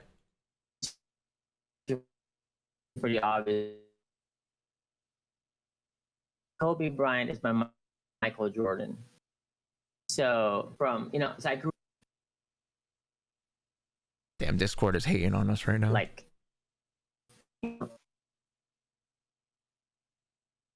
what happened? The Discord was just going crazy. Okay, go ahead. I don't know why it's doing that. You're cutting out. Yeah, I don't know. It's some would. Discord is just hating. I don't know what's going on. Yeah, so it's like my favorite. I don't know what happened. Okay, we're good now. Kobe Bryant was my hero. Like, Kobe Bryant's my hero. That's my very first basketball jersey. Like I definitely like always watch Kobe. And yeah, so I was inspired by Kobe the whole time. So he has like all this Mamba mentality stuff that I always be retweeting. Yeah, sure, that's inspired me a lot growing up. Yeah, because I have to find somebody that I can relate to in a way that I can use them as an inspiration. And then so I watched probably every single video of Kobe many times, like throughout like my youth, all the way until even now. Yeah, so I was super devastated when he died, for sure. But yeah, just FYI. Yeah, so because when I was saying that, right? Because you're from the Philippines. Are you first generation? Were you born there or born here? I'm born in the Philippines. You were born in the Philippines? At 3 years old, I went to USA. Oh, okay. So yeah, the reason why I was asking if it was like a environmental thing, like a nurturing thing, where you see what I'm saying? No, that's not nurturing. But the people around me, like CJ, right? CJ is like like he has definitely been a huge part of that. CJ, I'm telling you, that's my brother. Like Aaron, CJ, Hyro, I love those guys. My brothers for life. So like, but then like we got Kobe, etc. That I use motivation. Since I don't have any parents, right? My grandma is enough. But I'm talking like an actual structure. I had to find somewhere to get inspiration from. That makes sense. What I'm saying? Like if something lacks, you kind of have to find something to be positive and then do that, right? But yeah, but I gotta go. All right, champ. And we'll do this. I had so much fun, and we need to ask what we can do better to the audience. I think I'm gonna get on your Discord, and ask them as well. Maybe ask them. Sure. I'm asking our audience as well what we can do better for next week, which is our actual pilot episode uno. Yeah, hell yeah. This is our episode 0, so I'll make a channel in the Discord and then give me and you permission so that we can ask whatever, right? And then yeah, I would love to. I'd say, see, what? If there's a way that I can like, maybe you should do a raffle, like a reviewer raffle, and then the winner we do replay review something. Yeah, we could do that. I'm down for that. I'm totally down for that. One. Yeah, it's one. I'm totally down for that. That'd be pretty sick. How would you want to do it? You want to do it like a tag team, or you want to do one-on-one? Because I could do your chat and you could do my chat. Bro, whatever you want. Yeah, we can have fun with this. Yeah. Anyway, I'm open for it. I do so much coaching that I don't mind giving away a few like replays. It's like it's so much coaching, bro. I'm telling you, my queue is insane. So I remember last time, yes, I told you I had 38. 38. I remember exactly 38. So I refreshed them to see who's still in there. So it obviously became like 26. Okay, but then since I did release some videos about coaching, like Christy talking about replays, all this nonsense, and then now I have a new set. I had 7 people just added on the queue today. Before I called you, and I cannot take them all, bro, because I need to make sure my shit is quality. Because I don't like quantity. You know what I mean? Damn. I got so much, bro. I'm telling you, and I'm charging like really expensive. Because not only they have to like pay $100, okay, you have to do bundles. Pay 4s, yeah. That's pretty smart. I like that. I mean, no, it's not like for me. It's for them, so they're more committed. Yeah, I like that. That's what I'm saying. I can get those single sessions anywhere, anyways. But I wanted to take it more serious, so I need to have a lesson plan for them. If I'm just do one session, how the fuck am I gonna have a lesson plan for you that's custom made for you? That makes sense. So everybody learns differently. I need to learn his personality, how he learns, how he acquires information, what kind of player he is, what game did he play in the past, how long he played fighting games, his understanding. I need to know all of this. So now when I give him an actual, lesson, it's fucking perfect for that player. All right. Like not necessarily like a generic like template for everybody, because that will never work. Everybody fucking learns differently, That makes sense. But yeah. Well, thank you guys for tuning in. Shout outs to Champ for being an amazing host. My partner in crime now officially. Yes, I officially claim him as that. And we will catch you guys next Tuesday. Same time, Ryan? What are you thinking? Same time. It's okay. Yeah, same time? 10:30? 10:30-ish? Okay, that would be cool. Yeah, well, so I mean, look, we can ask them what do they think is the best time as well. Because look, we need to figure that out, right? We need to figure out what's the best time for what the people think. All right. Yeah, I'm open. I'm open. Yeah, I just want to know what's the best time. Maybe it's too late for them for some time zone. It's too early. You know what I'm saying? Like whatever it is, but we need to figure out the time. Yeah, for sure. We'll knock that down. Anybody that is in the chat that is new, join the Discord. Champ is in there. I'm in there. We will be asking you guys for some feedback on the stream. Let us know ideas, questions you want answered on the stream when we get to those segments and whatnot, guest appearances you'd like, topics, all that jazz. And I called time because we wrote that down, because you see we had a structure on our chat. Oh yeah. I'm like we're gonna do 2+ hours, but then we did 20 minutes for these other topics, so 2.3.